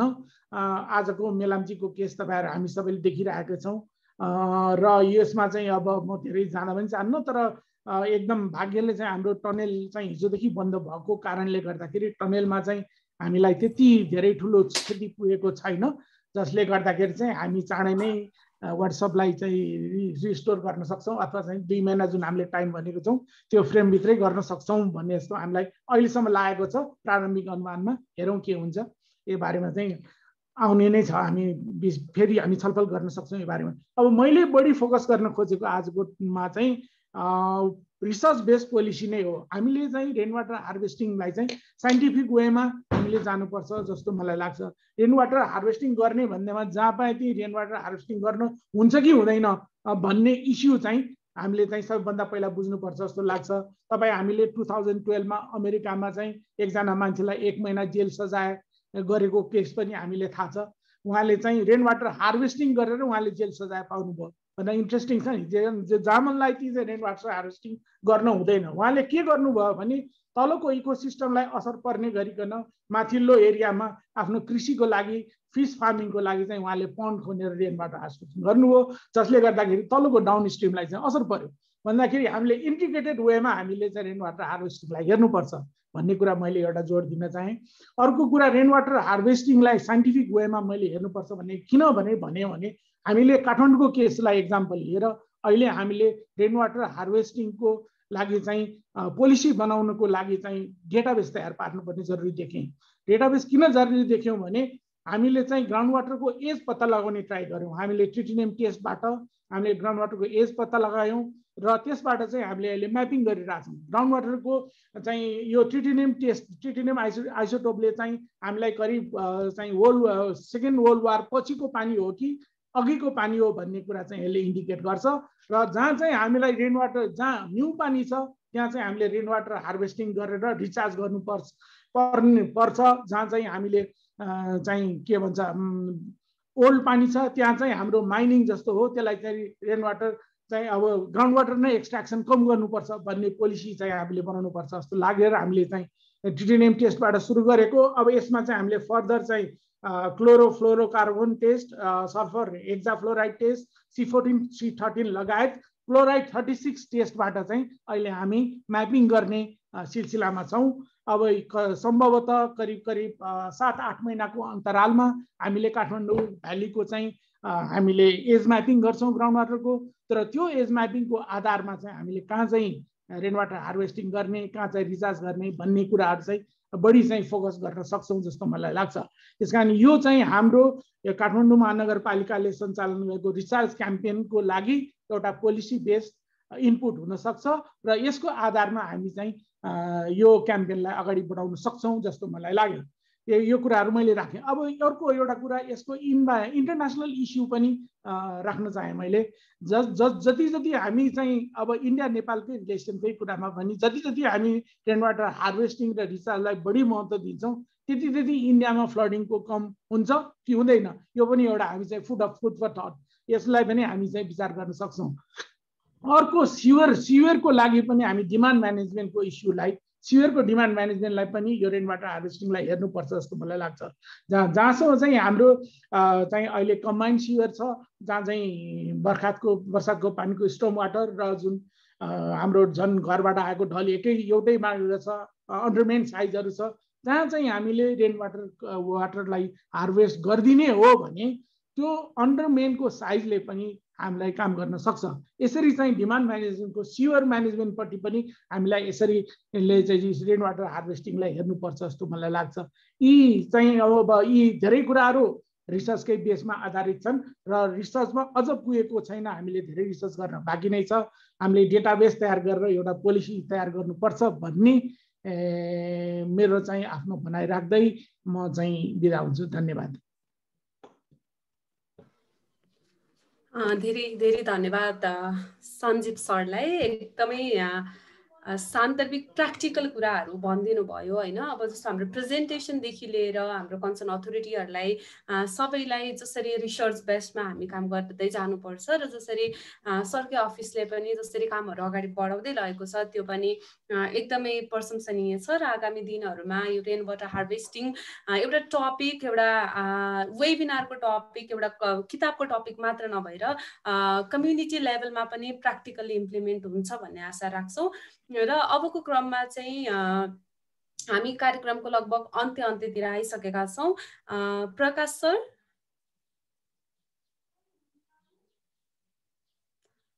प्रकाश सर यता हुनुहुन्न जस्तो छ। र हाम्रो पार्टिसिपेन्ट्सहरूले अब हामी 5 मिनट मात्रै लिन्छौँ, अब एकदम पछाडि पुगिसक्यौँ हामी। कसैले केही प्रश्नहरू छ भने कृपया राखिदिनु होला।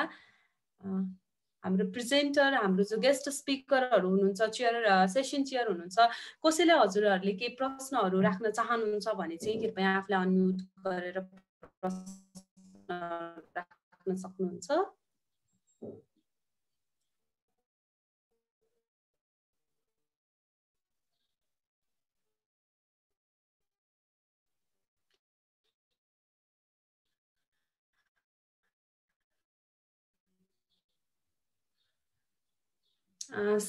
किनभने पनि गेस्टहरू हुन्छ, स्पिकर, हाम्रो सेसन चेयर साथसाथै आफ्नो अध्ययनलाई एउटा प्लेटफर्मको रूपमा बनाएर आज हामीसँग जसरी प्रेजेन्ट गर्नुभयो हाम्रो प्रेजेन्टर, साथसाथै यस कार्यक्रमलाई अझ इफेक्टिभ बनाउन आज हामीसँग जोडिनुभएका हाम्रा सम्पूर्ण पार्टिसिपेन्ट्सहरू सम्पूर्णलाई धन्यवाद दिँदै यस कार्यक्रम अब अन्त्य भएको चाहिँ म घोषणा गर्न चाहन्छु। प्रकाश सर हुनुहुन्न जस्तो छ। Okay, thank you.